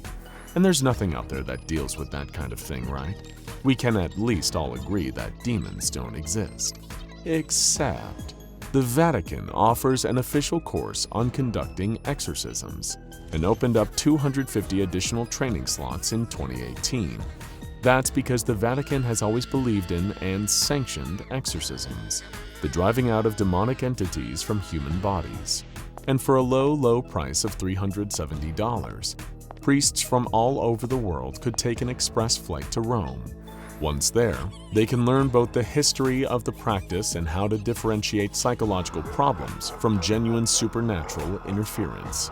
This is the same kind of rigor that the SCP Foundation would apply to investigating these kinds of cases, from an organization literally thousands of years old at this point. And of course, the US military has also drawn up plans for dealing with widespread anomalous events. Take CONOP 8888 for example, the very real declassified strategy for handling a zombie apocalypse. Officially, it was created as a training tool, a purely theoretical exercise meant to avoid the diplomatic awkwardness of naming a real-world adversary. But they would say that, wouldn't they?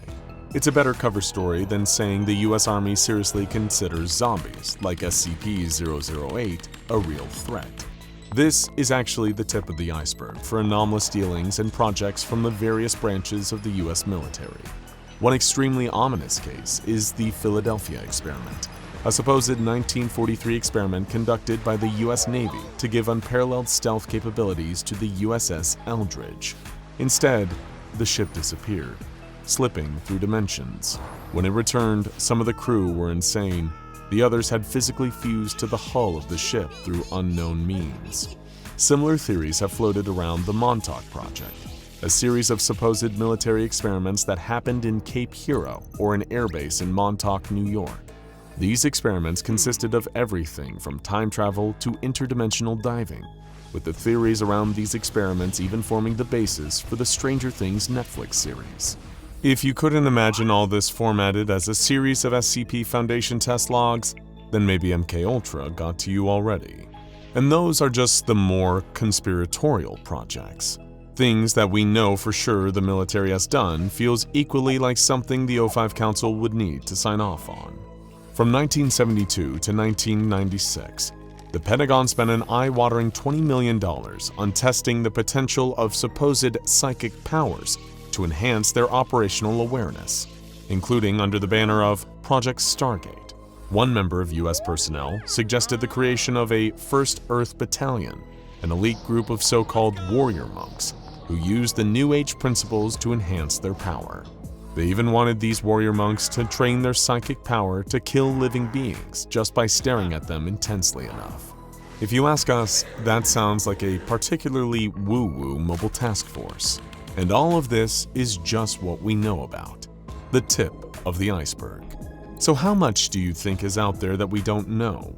How much dark truths are hidden behind the blank usernames of 4chan X posts about Goatmen and Fleshgates?